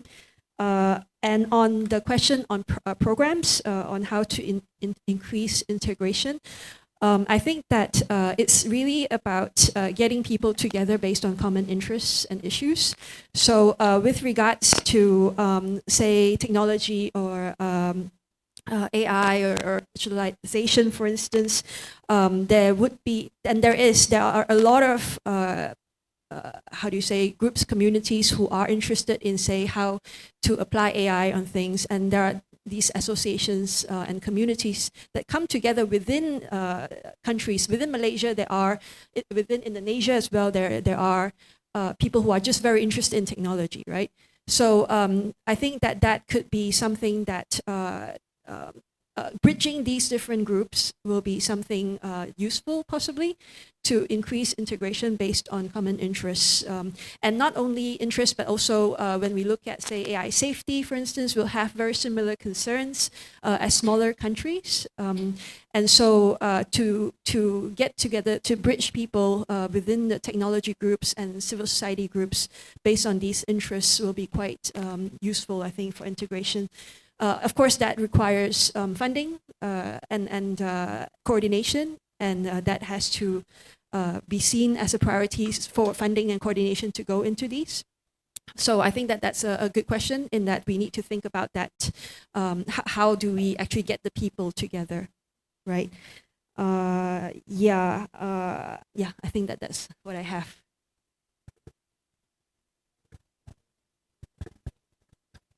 Would you like to answer the question about the programs, the very different programs in ASEAN, and how can it be communicated better to the youth? Yeah, I think one of the challenges in terms of youth involvement, in terms of ASEAN, because we are looking at the bigger community, right? So ASEAN, under the ASEAN Committee for Coordination of MSMEs, AXME, this is comprising of focal points from the ASEAN 10 member states. So they have already come up with one initiative, which is the ASEAN SME Academy. So from here, actually, the SMEs can learn a lot of things, because they have listed, like previously, it was launched in 2016, and then it has been redeveloped, and the new website, is web-based, was launched in 2022. So previously it had 95 courses, but now it has been upgraded to 125. So what is the content of the ASEAN SME Academy? Is 125 online courses from 17 US companies and 4 international organizations.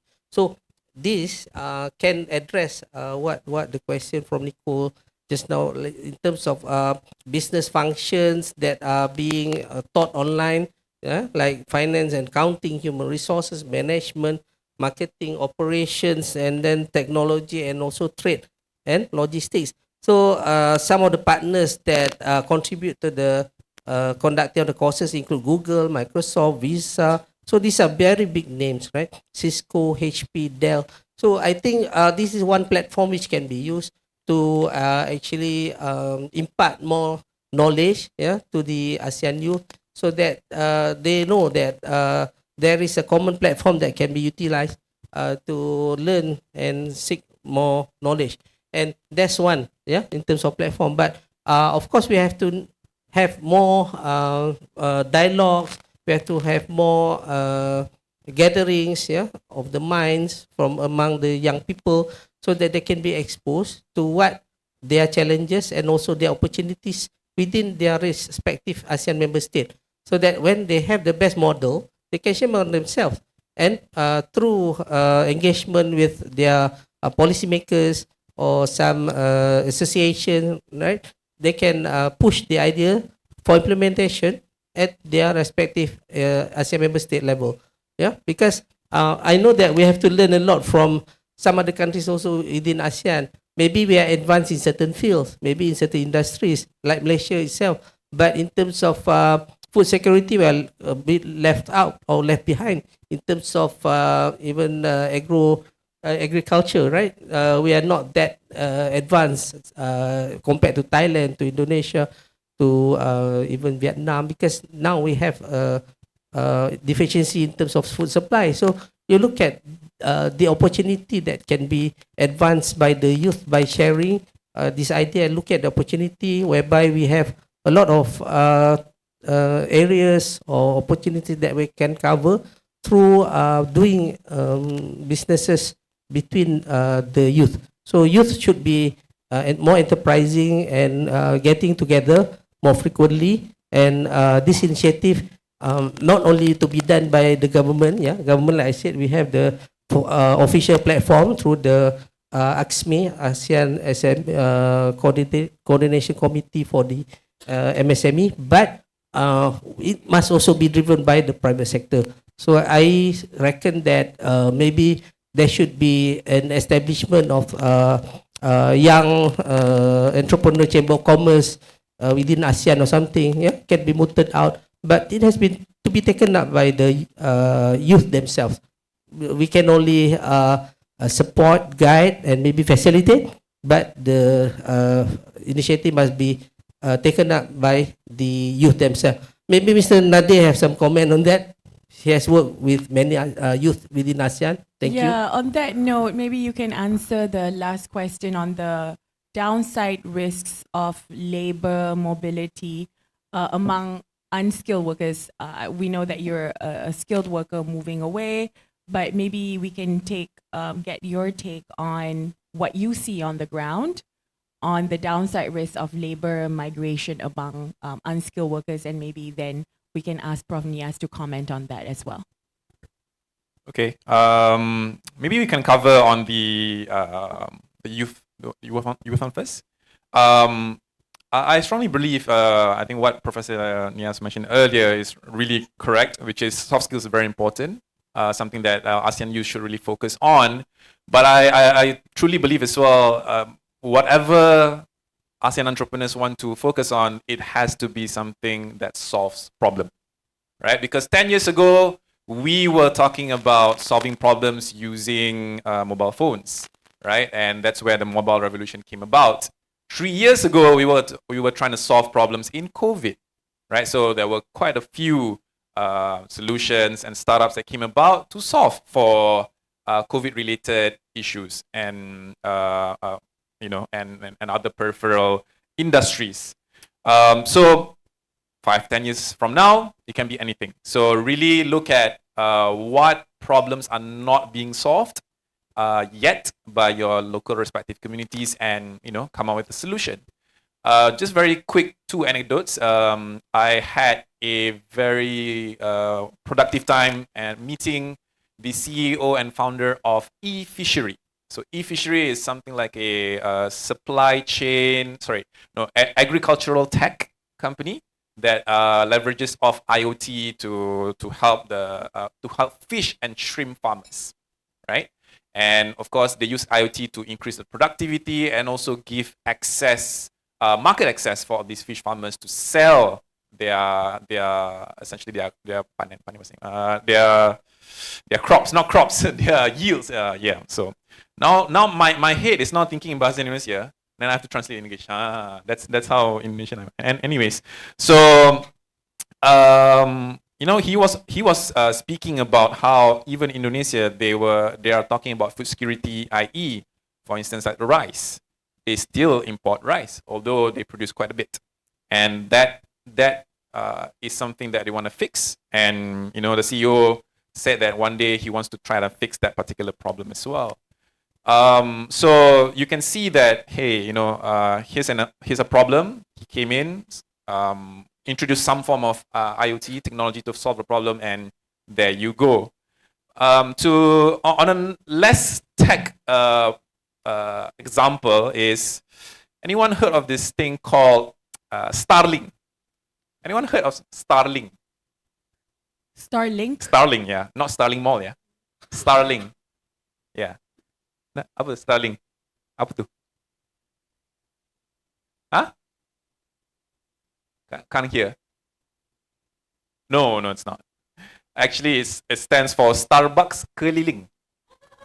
Starbucks Keliling. So it's basically this gentleman driving a bicycle with kopi kat belakang.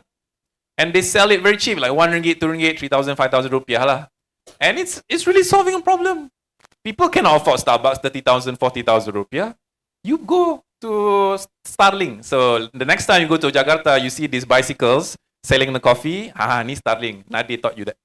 Yeah. Yeah. Anyways, on the downside risk of labor migration, of course, I believe that for me, we need to retain our talent.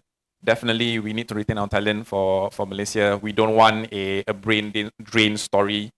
And what we really need to do in order to retain our talent definitely is to upskill them, ensure that they are productive, increase their salary, and for sure we'll be able to compete against the likes of Singapore and other high-paying nations so that they will stay. Okay, thank you. Pavnias, your take on downside of labor migration for unskilled workers. Right. So, so I think, so this is where policymakers are facing a dilemma.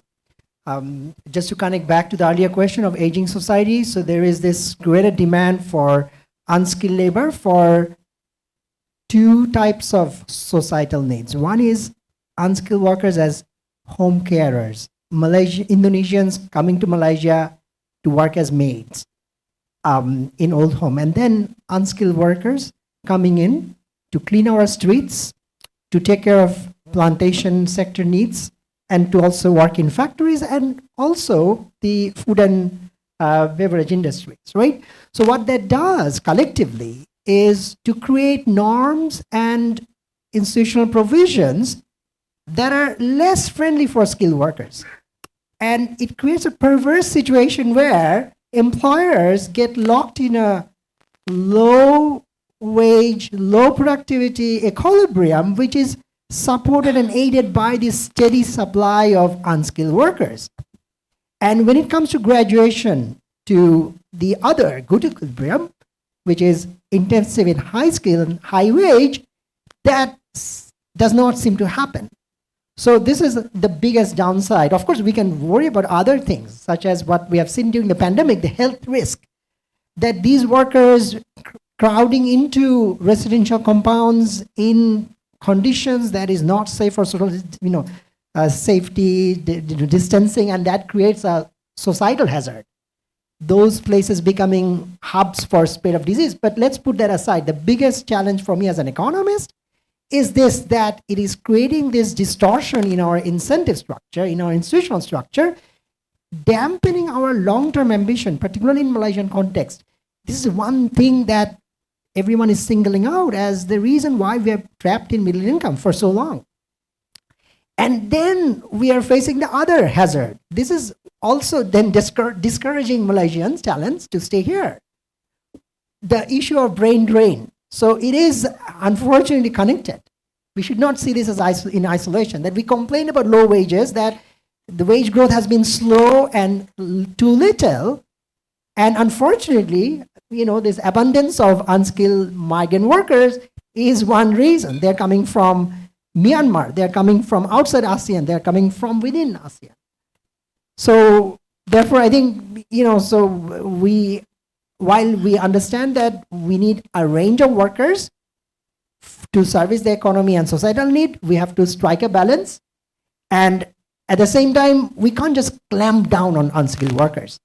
The point is, we have to make the labor market attractive regardless of the skill set. Right now, because of this abundance, we are not creating enough provisions for these skilled workers. And also, I should point out that in the global talent competitiveness index, Malaysia's ranking has gone down. So therefore, the issue should be that we should actually make it easy for young people like Mr. Nadim, so that within ASEAN, he doesn't really have to think about where to go. The cost of doing business, the opportunities to flourish as a talent is equalized, regardless of whether he goes to Bangkok, stays in Kuala Lumpur, goes to Manila. Until unless that happens, ASEAN collectively will actually remain trapped with unskilled workers. So Singapore actually ranks very high in GTCI. And I should also add, by the way, that ASEAN faces tremendous competition from Australia. So they have recently launched this visa program to attract, smart farmers from ASEAN who are given citizenship, immigration in Australia. So therefore, while we waste time debating who should get what rights and privilege, the world is not waiting. So they're offering talents a very attractive range of financial benefits, immigration opportunities, including citizenship rights. So it's a very dynamic context, and the sooner the government realizes this, the better. Thank you. Okay, thank you. I would like to wrap up the session now so that we can have more discussion outside and also during lunch. So I would like to ask each speaker to give his or her closing remarks. So what are the main message that you would like to impart to the ASEAN youth, and what would you like ASEAN to do to support the youth? So maybe we can start with Encik Nade first and then move this way back. Okay, my hopes and aspirations. Where did I write that? Are you? I don't know. Okay, first of all, of course, I think there are a lot more problems to be solved out there, whether it's using technology or not, whether it's Malaysia, Indonesia, Thailand, Singapore, Vietnam, Philippines. I believe there are always opportunities for entrepreneurs to tap into. And I believe local governments should continue to assist all these entrepreneurs. Malaysia has been blessed by many different entrepreneur assistance and facilities, which I cannot say the same for Indonesia. To be honest, Indonesia does not have that many programs. You know, earlier we heard about 72 types of programs for financing. I don't believe Indonesia has that. But really, on top of opportunities, it's also the soft skills, not just to understand each other's culture, but persistence is also very important. Cannot give up. Cannot give up. So 9 years of doing entrepreneurship, I believe I have thought about giving up. Challenges such as run out of money, kena viral, wife's Instagram kena attack. All this is natural when you become an entrepreneur. So you just need to go through with it and understand that entrepreneurship is an emotional roller coaster, up and down. There's always, every single day, there's always one thing that's going to pull you down and one thing's going to pull you up. So that's what's so exciting about being an entrepreneur. One day you become depressed, one day you become elated at the same time. So yeah, my hopes and aspirations definitely for ASEAN. If really we want to look at integrated ASEAN, I really hope that we mean it, i.e. My hope and aspiration is we become like EU lah. So you don't have to use passport to cross border. That's my hope. But I believe it's difficult, very very difficult security wise. Also on ease of business, I really hope that we can create some form of structure so that I create one company, then immediately I can use the same company to go outside of that locality. I.e. use my Senaran Berhad to operate in Singapore, use my PTE Limited to operate in Indonesia, something along those lines. But if I recall correctly, during the ASEAN conference, I think there is some form of incentives that's going to be given to companies that have multiple countries. If I think it was presented. I do not know what is the status of that implementation, but that would be fantastic. That would be really, really fantastic. And of course, on labor, if really ASEAN wants to be integrated, we need to have some form of ASEAN visa, easy access for labor to move around, and so that productivity will go up, and also the possibility of success goes up as well. That's it. Thank you so much. Okay, thank you for not giving up. Encik Shariza, your last words. Mhm. I think my message to ASEAN youth is that we have to identify ourselves as the ASEAN community first before we can become integrated.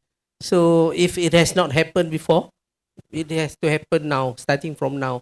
So those of you that still have the opportunity, yeah, please remind your colleagues, your peers, your friends, your family that we need to explore ASEAN better in terms of doing business with each other, right? So if we have counterparts, we have our partners in the other countries, like what our friend Mr. Nadia has done, yeah, this is an example. So I think we must create more businesses like him cross border within ASEAN. Yeah, then only we can become integrated. So how do we do that? I remember that some years ago, there was a specially dedicated ASEAN TV channel, Go ASEAN. Yeah, Go ASEAN. So I think that was quite a commendable effort. Yeah, to feature all the 10 ASEAN countries. I mean member states, yeah, if we call them. But it shouldn't be limited to only traveling, about tourism, about social culture, but also about what about entrepreneurship? We have medical tourism. Why don't we do like entrepreneurial tourism instead? Right? We have not done it. We can work with our partners elsewhere in the 10 ASEAN member states. There's a lot of opportunity, well, to be explored if we can find the right people. But it has to be done through a proper communication channel platform.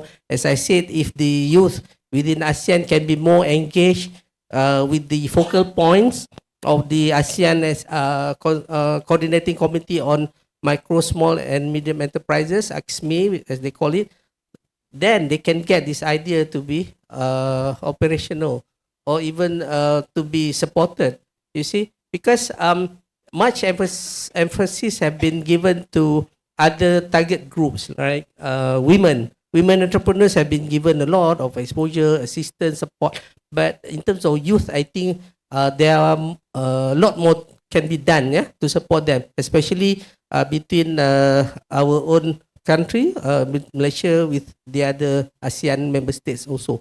So I would like to conclude by saying that we really need to expose ourselves, yeah, to the opportunities, culture, and also the demands, yeah, market demands. What are the product services that can be shared or exported within the AEC itself? Yeah. Then if we come out as a strong front, united front, ASEAN University in diversity, right? So unity in diversity. But we can come out as a single front to explore the rest of the world. Yeah, globalization. We can explore the other markets. So right now we are very constrained, limited to products coming from certain specific member state or country. Yeah, we identify this Thai product, this Indonesian product, Malaysian product, Philippines. So we don't have a single identity. So we should be looking at towards creating a single identity within amongst the ASEAN youth. Thank you. Okay, thank you, Sir Juni. Would you like to share with us your last thoughts? So speaking at the intersection of ASEAN youth and technology, I think that my hope is that we'll be able to, across ASEAN, achieve a balance between tech adoption and also safeguards.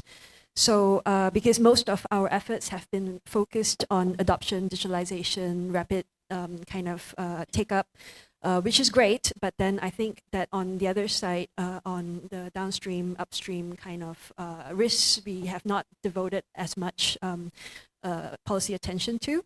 And given that there is the technology basically crosses borders, there will be a lot of a great need for regional cooperation and looking at how to govern this technology how to make sure that the spoils, so to speak, are distributed via taxation, and how to look at issues of competition and all of that in a cross-border way. So, and I think being that ASEAN is a combined market of a much stronger market than, say, Malaysia only, there's very much a need to combine and our voices and speak as a bloc on issues of, say, AI governance when we're facing big decisions as the global community on where the technologies are going and where they should go. So I think that within ASEAN, we really need to sort of like group together and come up with a common position that's good for us, and then go towards the global community and fight for what is good for the region. Thank you. Prof. Niat? So my message to youths in ASEAN is that this is an exciting time. You all have access to the kind of technology that we didn't have when we were in our 20s. So this is the age of IR4, there is AI to your disposal, technologies to automate, digitize. Now all these things actually present an exciting opportunity for pursuing entrepreneurship, a very different kind of entrepreneurship. So I want to actually connect with what Nadim has said. So I was once talking to Professor Yunus, and he was interviewed by journalists that why do you go to business schools and promote social business? Students come to business school, MBA to get rich. And his point is that this is a different era. Our youths today are pursuing business to be socially relevant.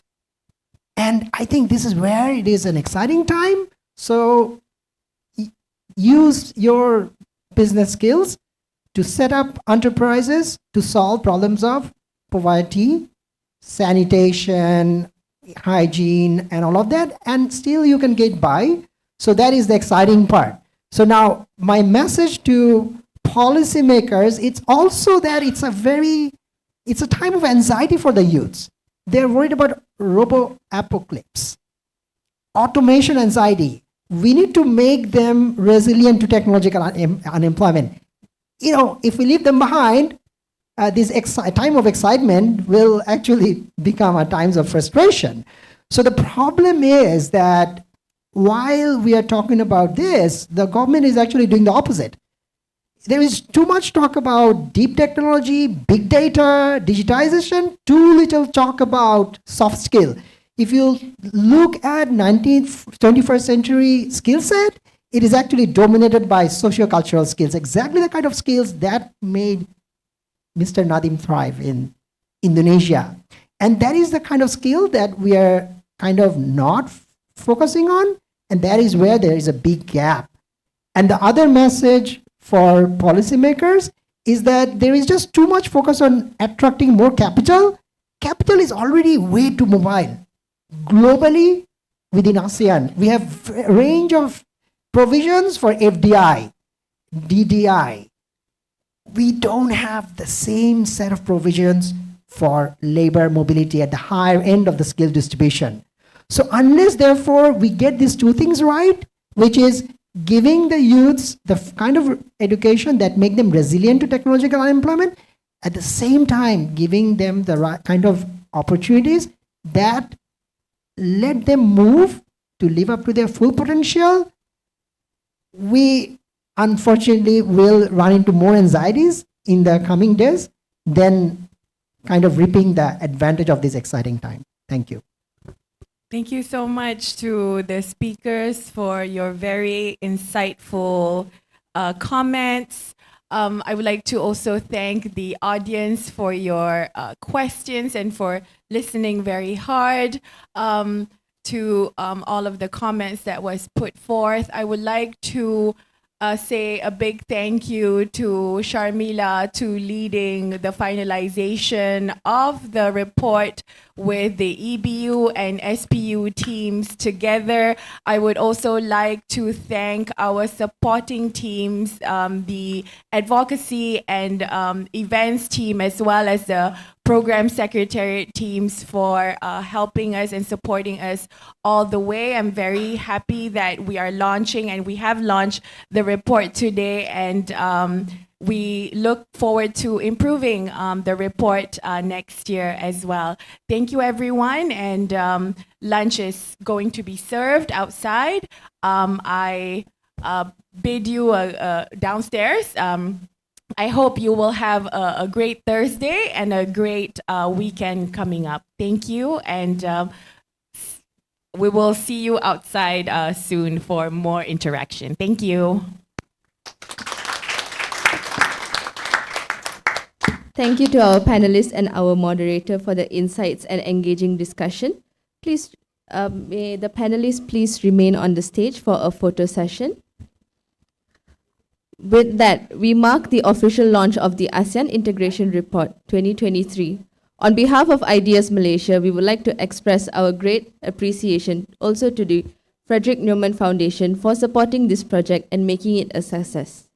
Now, what event is complete without a photography session? We would like to invite all of you to please gather around in front of the stage for one last group photo. Please bring the report to the front as well, and we can pose with it. But before that, one last announcement for another important thing, lunch.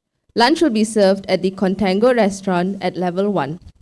Now please come gather to the front and show us your best smiles for the picture.